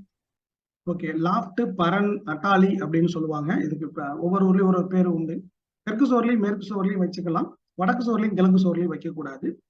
கிச்சனுக்கு மேலேயும் சரி, பாத்ரூமுக்கு மேலேயும் சரி, உள்ள ஒரு குடோன் மாதிரியான அமைப்பு போடுவாங்க. அந்த அமைப்பு போடக்கூடாது. ஒருவேளை நீங்க வடக்கு கிழக்கு சுவர்ல உங்க வீட்டுல லாஃப்ட் தெரியாம வந்துருச்சுன்னா, அதுல வெயிட் வைக்காம வெயிட் எல்லாம் இறக்கி வச்சுட்டு அதை எம்டியா வச்சுக்கிடுங்க. தெற்கு சுவர்ல பயன்படுத்தும் பொழுது முடிஞ்ச வரைக்கும் தரையில இருந்து மேல வரைக்கும் அதை வந்து டோர் போட்டு அடைக்க பாருங்க. மேற்கு சுவர்ல பயன்படுத்தும் பொழுதும் அதை தரையில இருந்து மேல் வரைக்கும் டோர் போட்டு அதை க்ளோஸ் பண்ணி பயன்படுத்துங்க. லாஃப்ட் கடியில தூங்குறதை தவிர்த்துருங்க. ஓகே. இப்ப எந்த திசையில அது வந்து இருந்தா லாஃப்ட் போடணுங்க? எந்த திசையில இருந்தா லாஃப்ட்ல டோர் போட வேண்டியதில்ல? தெற்கு பக்கம் லாஃப்ட் போட்டீங்கன்னா கீழ இருந்து மேல வரைக்கும் டோர் போட்டுக்குங்க. மேற்கு பக்கம் ஓகே. போட்டீங்கன்னாலும் கீழ இருந்து மேல வரைக்கும் டோர் போட்டுக்குங்க. வடக்கு திசையில இருந்ததுன்னா பயன்படுத்தாம விட்டுருங்க. கிழக்கு திசையில இருந்தாலும் பயன்படுத்தாம விட்டுருங்க. அல்லது வடக்கு கிழக்கு திசையில இனி போடுற மாதிரி இருந்தா தயவு செஞ்சு போடாதீங்க. ஓகே. சோ வடக்கு கிழக்கு திசையில நம்ம லாஃப்ட் போடக்கூடாதுங்க. போடக்கூடாதுங்க. Okay, okay. அடுத்ததாக இந்த சரிவு, பூமி சரிவு, மேசரிவு, தென் சரிவு பூமி வந்து வீடு கட்ட சைட் வாங்கலாம், அல்லது விவசாய பூமி வந்து மேசரிவு, தென் சரிவு ஆகாது அப்படின்றதெல்லாம் சொல்றாங்க. கிளசரிவு தான் நல்லா இருக்கும். இத பத்தி உங்களுடைய அபிப்பிராயம் என்னன்னு கேட்டிருக்காங்க. ஓகே. அதற்கு முன்னாடி நம்ம பூமியோடைய சுற்றளவு 45,000 கிலோமீட்டர். பூமி கோள வடிவில் இருக்கு. பூமி தட்டையாக இல்லை. இந்த இயற்கை உண்மையை நம்ம தெரிஞ்சுக்கிடணும். நம்ம கண்ணால பார்க்கக்கூடிய ஏரியா கொஞ்சம் தூரத்துக்கு மட்டும்தான் பிளாட்டா இருக்கும். அப்படி இருக்கக்கூடிய இடத்துல ஒண்ணு சமதளமா இருக்கக்கூடிய இடத்துல இடம் வாங்கலாம். வடக்கு கிழக்கு சரிவு இருக்கக்கூடிய இடத்துல வாங்கலாம். ஒருவேளை தெற்கு மேற்கு சரிவு உள்ள இடத்த நீங்க வாங்குறீங்கன்னா மண்ணை கொட்டி அந்த இடத்த வந்து கிராவல் எதுவும் போட்டு நீங்க உயரப்படுத்திக்கிற மாதிரி இருந்தா ட்ரை பண்ணுங்க. ஸோ இது வந்து தமிழ்நாட்டுக்கும் ஆந்திராவுக்கும் இது பொருந்தும். கேரளாவுக்கு இது பொருந்தாது. அது முழுக்க முழுக்க மேற்கு சரிவான பூமி. அந்த ஊருக்கும் அடியனை வாஸ்து பார்க்க கூப்பிடுறது உண்டு. மாதம் ஒரு நாளாவது கேரளாக்குள்ள போய் வரேன் நானு. ஸோ அந்த நாட்டுல கேரளாக்குள்ள முழுக்க மேற்கு சரிவுள்ள இடத்துலயும் நான் பிளான் கொடுத்துட்டு வரேன். இன்றைய வரைக்கும் சக்சஸ்ஃபுல்லா தான் இருக்காங்க. அதுல குறிப்பா இஸ்லாம் மதத்தை சார்ந்த நண்பர்கள் தான் எனக்கு அங்க அதிகமா இருக்காங்க. ஸோ அப்படி உள்ள இடங்களை ஒரு 50க்கு 50 100க்கு 100 எடுத்து அதை சமன்படுத்தி அதுல கட்டிடங்களை கட்டி கொடுக்கறது என்னுடைய வழக்கம். ஓகே. நிறைய கேள்விகள், நிறைய சொந்தங்கள், நிறைய விதமான கேள்விகளை சுத்தி வளைத்து அல்லது நேரடியாக கேட்டுக்கொண்டே இருக்கின்றனர். சொந்தங்களுக்கு இந்த காணொளி மூலியமாக பல விஷயங்களை விஞ்ஞான ரீதியாகவோ அல்லது நமது அனுபவத்தின் வாயிலாகவோ இன்றைய சிறப்பு விருந்தினர் மிக தெளிவாக எடுத்துரைத்திருந்தார். அவ்வாறு இந்த வாஸ்து என்பதை விஞ்ஞான பூர்வமாக நம்ம அணுகும் பொழுதும் நமது மனதிற்கு ஒரு பாசிட்டிவ் வைப்ரேஷன் வருகின்றது என்பதையும் அவர் நமக்கு தெரியப்படுத்தி இருந்தார். மேலும் இந்த வாஸ்து என்பது ஒரு மிகப்பெரிய ஒரு விஷயம்.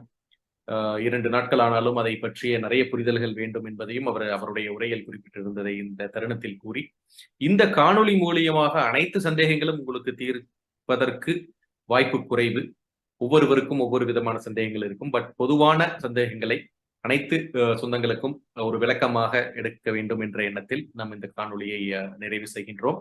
இந்த காணொளிக்காக நமது சிறப்பு விருந்தினர் அவருடைய பல்வேறு அலுவலர்களுக்கு இடையில் நமக்கு வந்து ஒரு அருமையான ஒரு வாய்ப்பை நல்கி இந்த வாஸ்துவை பற்றி ஒரு புரிதலை ஏற்படுத்தி கொடுத்ததற்கு KPN global Kongu business network association Tamil Nadu, SIKBA Malaysia, KPN Australia மற்றும் கேபிஎன் யுஎஸ்ஏ சார்பாக எங்களுடைய நெஞ்சார்ந்த நன்றியை தெரிவித்துக் கொள்கின்றோம்.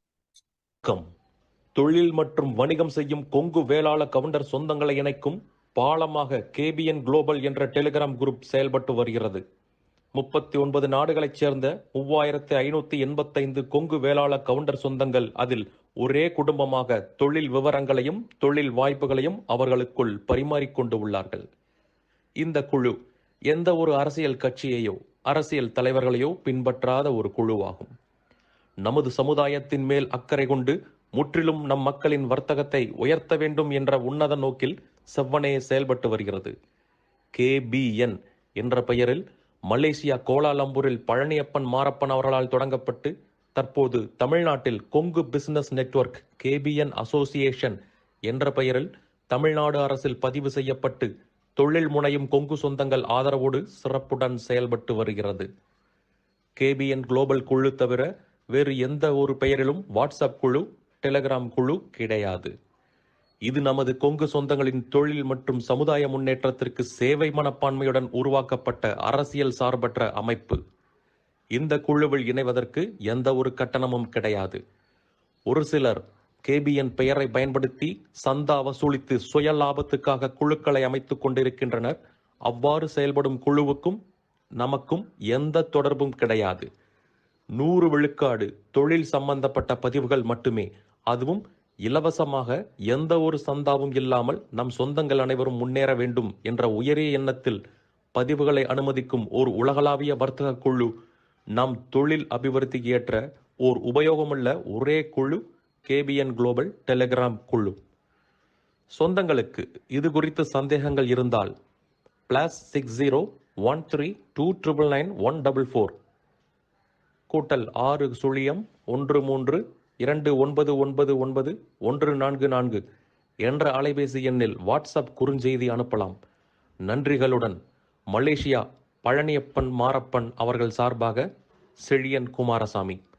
நீங்கள் நமது கொங்கு சொந்தங்கள் வாழ்வில் முன்னேற வேண்டும் என்று விரும்பினால் இந்த தகவலை உங்கள் சொந்தங்களுடன் பகிர்ந்து மகிழ்ந்திட அன்புடன் வேண்டுகிறேன். கேபிஎன் குளோபல் டெலிகிராம் குழுவில் இணைந்து உங்கள் தொழில் வணிக உறவுகளை விரிவுபடுத்தி வளம் பெற வாழ்த்துகிறேன். வணக்கம்.